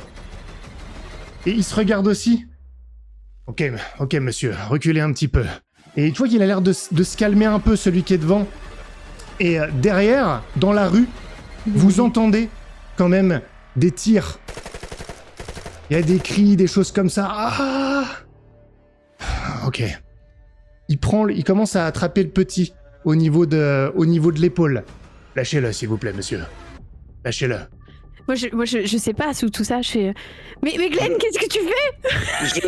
Je lâche le petit et j'attrape Linda par les épaules et je lui dis c'est le docteur. C'est pas le bon Mike. Ok, viens là. Tu peux toucher, s'il te plaît. Et il y a l'autre qui regarde pour vérifier quand même. Je reviens à vous. Andrew, t'es avec ta fille. À genoux sur le trottoir, s'il vous plaît. Et tu vois 2 autres militaires qui rentrent à l'intérieur de la maison que vous venez de quitter. Et là, ça se met à tirer. Là, bordel, ils sont là-bas. Ils sont là-bas. Ah, merde. Qu'est-ce que vous faites? Enfin, qu'est-ce que tu fais avec ta fille? Donc là, nous, on est surveillés par d'autres militaires déjà. On est toujours. Il y en a un, et le deuxième qui était là, vu qu'il voit que ça canarde dans la maison, il vous quitte pour foncer dans la maison. Et je pense même qu'il passe par l'autre côté, par le côté, la partie jardin qui permet d'accéder à la piscine. Il y a un militaire qui en joue un sur nous là. Oui, Ok. oui, qui vous dit de vous mettre à genoux. Je me contente. Bon, je dis Emma, écoute, fais ce qu'il nous dit. On va tirer tout ça au clair. Au moins, on est un peu plus en sécurité là. Et je demande au mec, soldat, qu'est-ce qui se passe, soldat? Non, je suis juste venu récupérer ma fille qui m'a appelé à l'aide. Plus tard, baissez la tête, s'il vous plaît. Baissez la tête. Et la fenêtre s'ouvre de la maison, tu le vois juste avant de baisser la tête, la maison que vous venez de quitter. Et il y a le type à la batte de baseball qui était encore en vie, qui est en train de se pencher, et tu le vois, il est poussé par la fille qui était en bas. Tu te souviens d'elle? Il est poussé, il tombe, il s'écrase, et la fille se met à crier « Ils vont vous tuer !» Et à ce moment-là, tu vois le militaire qui est en train de toucher au niveau de la nuque de ta fille. Ah merde! Et il pose le canon de l'arme sur l'arrière du crâne d'Emma. Je prends la hache et je plante le soldat. Oh, Écoute, je vais te laisser quand même. On va dire que les coups de feu que t'as entendus, c'était pas ceux-là. Et je vais te faire un test à désavantage, difficulté 6. Si tu réussis, tu vas y arriver. Sinon, tu pourras pas. Bon, allez, je peux pas beaucoup, mais. J'ai 3. Il tire et son crâne est criblé de balles. Elle tombe par terre, face contre terre. Que fait? Et il se retourne dans ta direction. Vos regards se croisent. Bah moi non mais je tape, je tue. Là tu tapes. Je tape. Là je vais te donner un avantage parce que tu t'étais précipité. Tu vas avoir un avantage difficulté 6 et tu vas réussir à le planter si tu y arrives. Sinon, ça va se compliquer. Ok. 6. 6. Ah, tu le perces à travers son gilet pare-balles. Le choc est terrible. Ah, du coup, vous êtes au corps à corps. Il peut pas soulever son arme dans ta direction. L'arme est bloquée entre lui et toi. Il y a des tirs dans la rue. T'entends partout. T'entends que ça canarde dans la maison. Que fais-tu? J'enfonce la hache. Toujours plus. T'enfonces la hache. Très bien. T'entends les os qui se brisent. Ah, il fléchit. Avec ton poids, il tombe en arrière et toi t'es sur lui et t'appuies sur la hache. Ah, il a lâché son flingue, il essaie de t'attraper, il essaie de sortir un couteau au niveau de sa jambe pour te planter avec. J'attrape le bras en question et avec l'autre bras j'appuie encore sur la hache. Quoi. Je veux juste qu'il arrête de bouger. Il se met à cracher du sang. T'es aspergé un petit peu et il expire. Je prends son fusil, je prends mon téléphone et je remonte sur la moto et je vais vers chez Glenn et Linda. Et je vais en direction de chez Glenn et Linda. Ok. Tu fonces dans cette direction. Glenn et Linda. non mais là... Il... Moi, je suis en train de gueuler sur mon mari. Je pense que, comme il m'a attrapé par les épaules, je me retourne et je lui fous un coup de poing dans l'épaule. Je fais mais Glenn, le vrai. Et il vient de décharger une rafale à bout portant sur Mike. Je pense que je hurle. C'est pas le bon Mike. C'était pas le bon Mike. Celui en haut, c'est votre fils? Oui. Ok. Les autres, vous, ils sont où? Mais y a pas d'autres nous.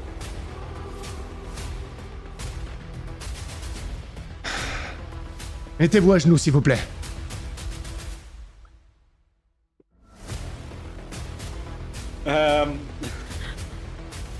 Je pense que À genoux.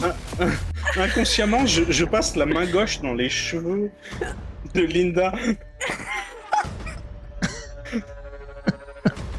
Tu sens les mains de ton mari qui remontent sur le haut de ta nuque. Peut-être le militaire voit ça comme un geste de protection. Et tu sens une excroissance dans ses cheveux. Et Linda, comme il te touche, tu sens aussi qu'il y a quelque chose. Je fais pareil sur la mienne. Et tu sens la même chose. Et vous voyez qu'il y a quelque chose qui se passe dans le regard du militaire.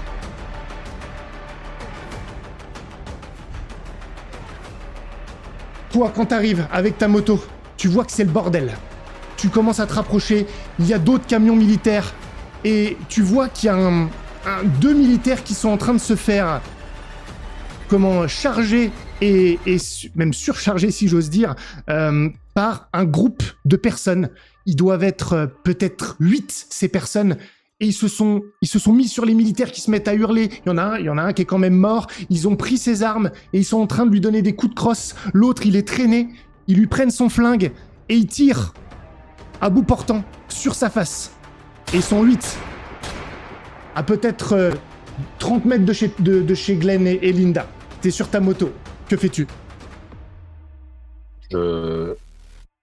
Je fonce pour arriver chez Glenn et Linda par la cour, l'arrière. C'est-à-dire que s'il faut, je passe dans la rue derrière, mais il doit y avoir une arrière-cour. Avec une palissade, je sais pas, ça va être le truc suburbs classique. Ouais. Donc je vais passer par là. Ok. T'arrives donc au niveau de la petite cour, justement. Et il y a quelqu'un dans la cour. Quelqu'un qui se tient la tête comme ça, qui regarde un peu partout. C'est dans le noir, tu vois pas bien. Que fais-tu? Mais la personne t'a pas vu. Il est dans la cour. Oui, dans la cour, juste derrière chez toi. Qui titube un peu d'ailleurs. Comme quelqu'un d'un peu bourré. Je mets la lampe du téléphone, la lampe torche du téléphone, et j'éclaire la personne. J'ai le casque toujours fermé, j'éclaire la personne. Je connais. Glenn, c'est toi? Oui, il y a quelqu'un que tu connais bien, que tu le vois dans le miroir tous les jours.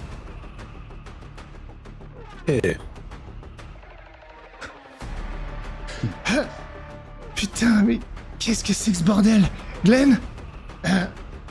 Putain, c'est quoi ce bordel? Et c'est toi. Et t'entends dans la maison, t'entends une voix, une sorte d'ordre. À genoux! À genoux! C'est le militaire, Linda et Glenn, qui a vu que vous vous touchiez comme ça et qu'il y avait quelque chose. À genoux maintenant! Tournez-vous! Ça, je me rapproche de la maison. Et il y a toi qui se met à reculer. Oui. Je pense que je commence à capter pourquoi c'est pas nous. Et là, c'est l'instinct de survie, quoi. Ils sont combien devant nous? Il y en a qu'un, là. Ok. J'attrape un vase, n'importe quoi, pour lui balancer dessus. Je veux la sauver. Ok, ça va être très difficile. Tu peux changer d'avis. Si tu le fais, ça va être à désavantage difficulté 6. J'imagine bien, mais je pense que là, c'est l'instinct de survie qui parle et... Je veux juste que tu aies conscience, si jamais tu foires, tu vas mourir. Ouais. Ça marche. Je pense que j'ai sensiblement le même réflexe de vouloir sortir mon plus gros plaquage au genou. Dans le type... de toute façon, puisqu'ils ont fait au Mike souffler. Ok. On va faire un truc. C'est quoi ton résultat, En désavantage, Linda? 6. Ouais. Ah, t'as fait 6 quand même? Ouais, j'ai fait 6 et 8. Oh! Ça mérite, hein, ça mérite. Écoute, il s'y attend pas. Et tu lui fous le vase sur le crâne. Oh! Et donc il recule et il tombe même, tout en maintenant quand même son fusil. Donc il a un genou à terre. Toi, tu voulais faire quelque chose, Glenn, je te l'autorise à ce moment-là. C'est ça, c'est en fait, c'est me jeter sur lui pour le plaquer, au sol, le déséquilibrer, le faire tomber, quoi. Écoute, ça va se faire à avantage. Difficulté 8. Grâce à ce que ta femme vient de faire, je te donne l'avantage. C'est un 10. Écoute, tu peux même faire un truc de plus. Je dirais pas que tu vas le tuer, mais tu peux le mettre dans une grande difficulté. Non, je pense que vu qu'il a trébuché, et moi j'allais pour le plaquer au niveau des jambes, et il en a une qui est dans une position qui est pas faite pour être pliée, quoi, et je l'attrape, et il y en a une il y a un grand crack au niveau du genou, et puis un hurlement de douleur, quoi. Ok. Tu l'entends ce hurlement de douleur, Andrew. Ah! Et ton téléphone se met à vibrer à nouveau. Et il y a ton toit qui est juste là, qui dit « Vous êtes qui? C'est quoi ce bordel? Linda !» Alors lui, Linda, alors, Glenn! Je m'adresse à lui. Alors, arrête, la situation est déjà assez compliquée comme ça, s'il te plaît. Et je décroche. Ça, c'est je m'adressais à mon double. Et après, je décroche. D'accord. Ok. Papa! Où est-ce que tu es, Emma? Où est-ce que tu es? Je suis à la maison, il y a quelque chose de bizarre avec maman. Bon, ok. C'est-à-dire que... Ok, bon. Et reste à l'abri. J'arrive tout de suite. Très vite, probablement. Ok. Et tu fais quoi? Et moi, ce que je veux, c'est aller vers Glenn et Linda. D'accord, ça me va. Vers la maison. Linda, donc le petit, il est toujours en haut, hein, celui qui est encore en vie, il n'est pas avec vous pour l'instant. Et tu vois ton mari qui est donc à l'avantage sur l'autre. Quelle est ton intention? Tu as l'avantage, je vais te laisser décider ce que tu fais de ce militaire. Pour moi. Non, Dis ça pour moi. non, parce que c'est lui qui... Ah non, oui, j'ai dit d'accord. ça pour ton mari. C'est lui qui est au corps à corps avec lui et qui a l'avantage. Il s'est cassé le genou. C'est... Je pense que je prends son arme et je mets un coup de crosse pour pas qu'il alerte plus que ce qu'il a déjà fait. Défonce-le. Tu lui mets un coup de crosse, ça le somme considérablement, mais on n'est pas dans un film, ça l'assomme pas, il perd pas conscience, il se tient la tête, et il allume, il touche sa radio. C'est John, j'ai besoin d'aide. Ah bah, Il y en a dans la maison. Voilà, au moment où il a dit c'est John, je pense que je lui mets une balle. Ok. Tu lui mets une balle avec son flingue, c'est ça? Avec son fusil, peut-être? Avec son fusil, ouais. Avec son fusil, ok. Et donc, Linda, tu le vois achever ce type-là. Et c'est à ce moment-là qu'Andrew rentre dans la maison. Je retire le viseur du casque, pardon. Je crie Mike, c'est maman, descends. Ok. Je pense que Glenn, quand Andrew est-ce que tu- est rentré, je l'ai braqué, quoi, avec le fusil. Putain. Qu'est-ce que c'est que ce bordel, Guy? Et Andrew te dit « Je sais pas ce que c'est que ce bordel !»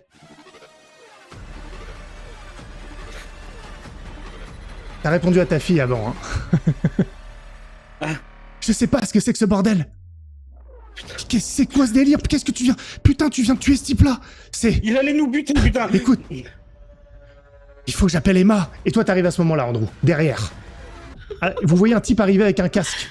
Non mais là, Dans c'est la maison. nerveux, là, j'ai... Je reconnais, hein, c'est mon casque. Oui, bien sûr, bien sûr.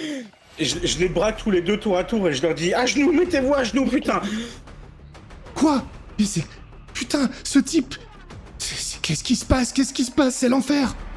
Il a la même tête que moi. Il faut que j'appelle Emma. Elle est où, Mettez-vous à Emma? genoux et je tire une balle dans le plafond, quoi. Il y a notre fils à Tu l'étage, tires. calme-toi. Il y a l'étage. Il est déjà dans l'escalier. Papa, maman, qu'est-ce qui se passe? Viens ici, mon fils, viens. Ça tire à l'extérieur.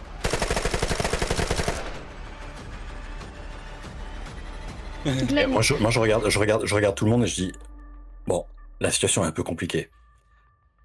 On devrait juste partir. Les militaires sont dangereux pour tout le monde là. Moi, ce que je propose, c'est qu'on s'en aille tous. Et je regarde l'autre qui me ressemble.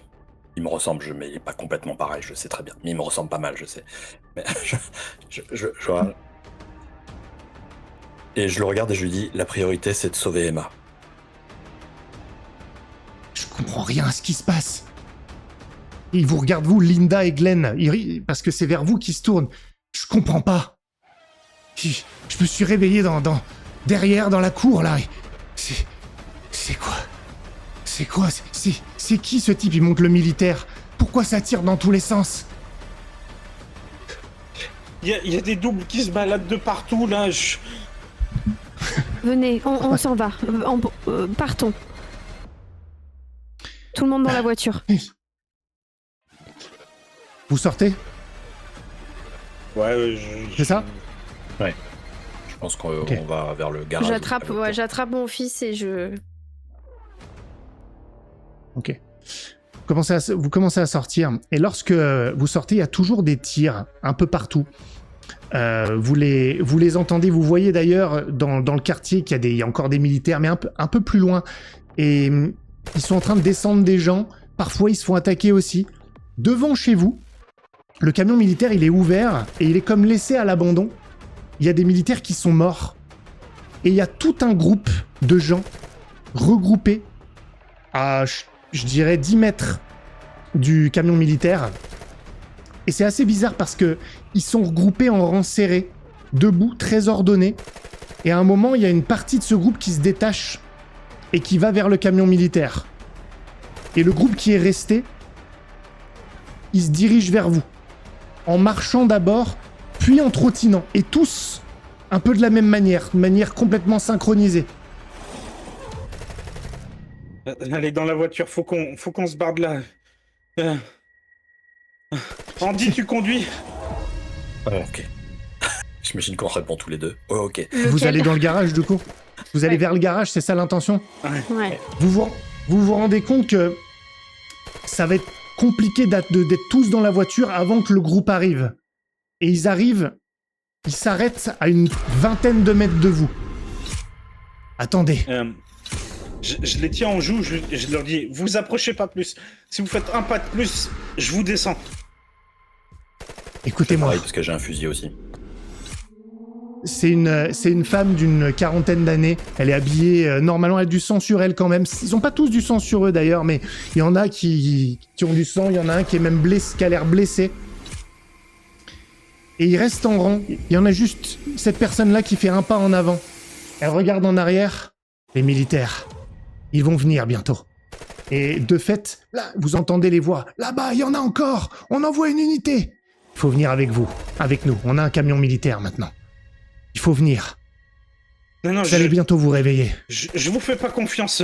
On part de notre côté, démerdez-vous. Non, vous allez vous faire tuer. Vous êtes avec nous maintenant. Vous êtes comme nous. Vous êtes des nouveaux gens. Vous devez venir avec nous. Je prends mon fils sur les genoux et je touche derrière ses cheveux. Y a rien.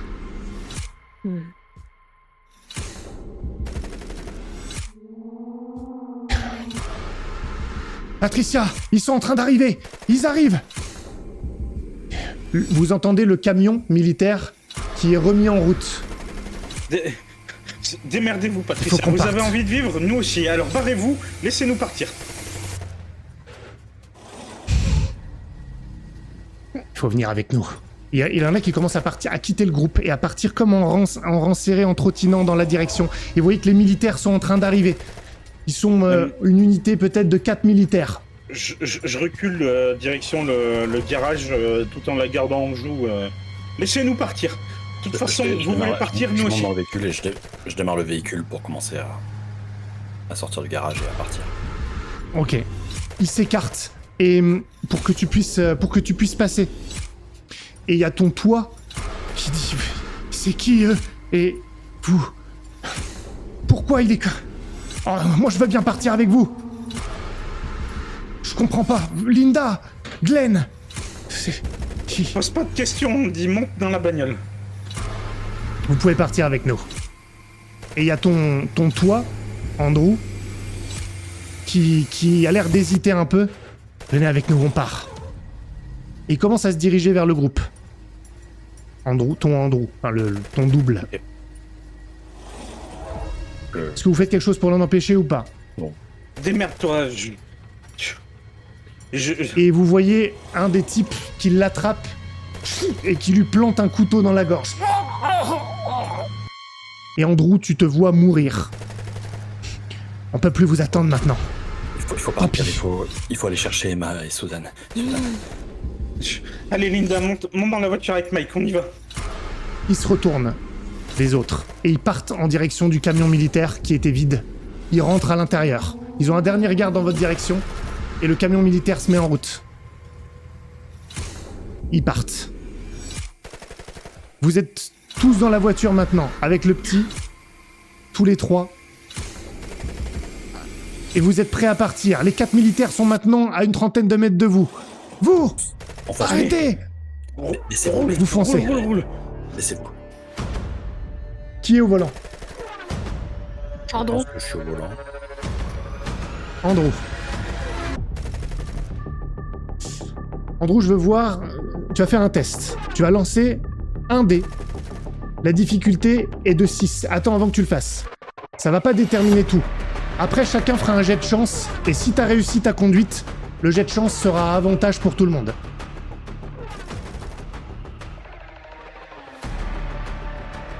Donc je fais le jet avant quand même. Ouais, tu fais le jet d'abord. Je fais 2. Désolé. Vous allez tous lancer, écoutez-moi, un dé. La difficulté est de 6. Si vous faites moins que ça, vous prenez une balle, tous ceux qui font moins de 6.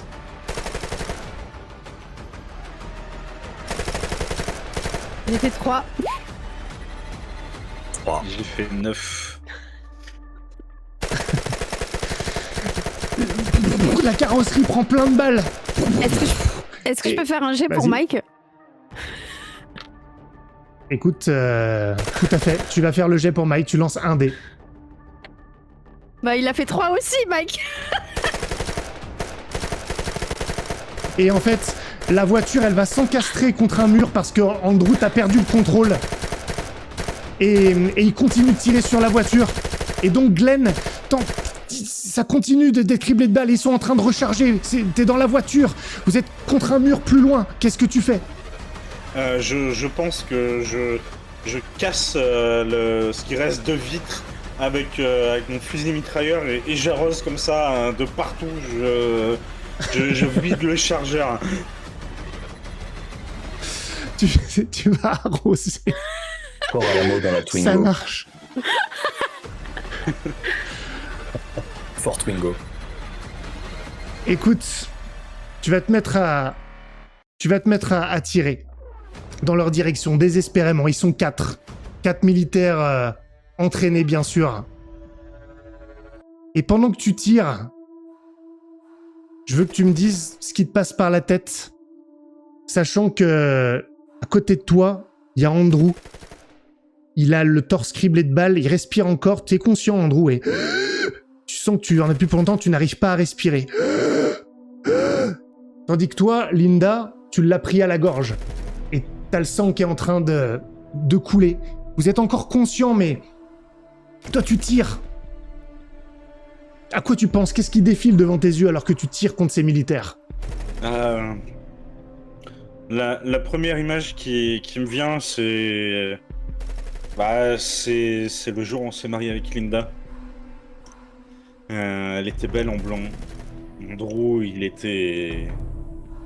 il avait déjà quelques bières, mais il était là et on avait passé une super soirée ensemble. Je pense que je revois la naissance de Mike.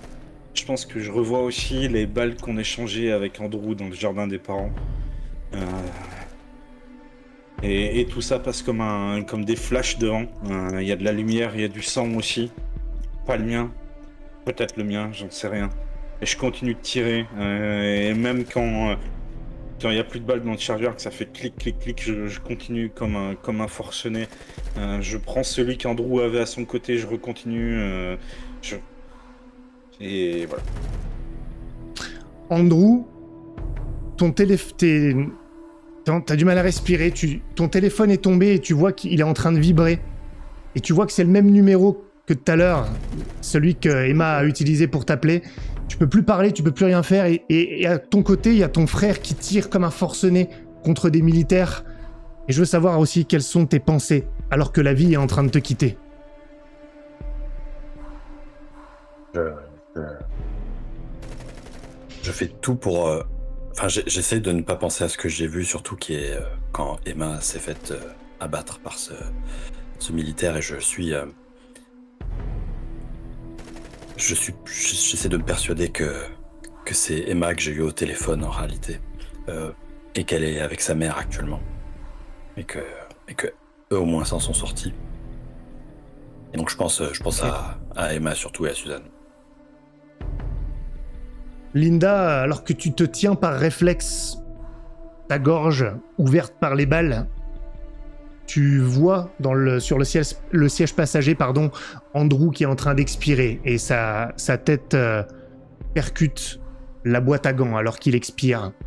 Tu vois ton mari qui tire contre les militaires et à côté de toi, il y a le petit corps de Mike, criblé de balles. Il a même une balle dans la tête d'ailleurs, inerte. Quels sont tes derniers gestes et tes dernières pensées? Je pense que j'enlace le corps sans vie de mon fils et je le mets contre moi avec le peu de force et d'énergie qui me reste. Je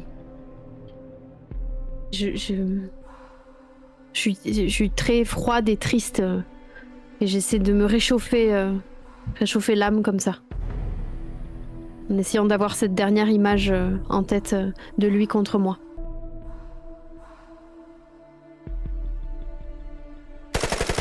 Glenn, tu prends la rafale finale qui t'achève et qui coupe net tes pensées. Les militaires arrivent, entourent cette voiture remplie de nouveaux gens qui ont à peine vécu, excepté ce petit enfant. Lui a vécu 8 ans. Ces militaires qui ne le savent pas encore tout à fait encore et auront fort à faire dans ce monde qui n'est plus tout à fait le leur. Parce que maintenant, comme ceux qui sont dans ce camion militaire volé, qui quittent le quartier résidentiel, il y a des nouveaux gens maintenant. Et ce monde, ils le veulent pour eux. Et c'est ainsi que se termine votre histoire.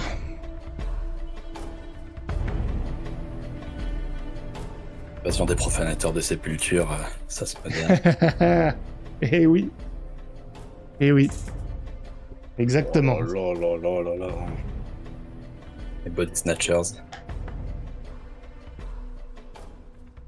Je t'avais envoyé un message à 21h43 pour te dire body snatchers. Ah, je l'ai pas vu, j'ai pas regardé. Mais c'est effectivement, c'est le titre peau neuve, quoi. C'est pas mal. Ouais. C'est le point de départ de l'inspiration. Enfin, pas tout à fait d'ailleurs. Il y a un autre truc avant en fait, mais j'en reparlerai. Bon. Je suis un peu secouée. Hein.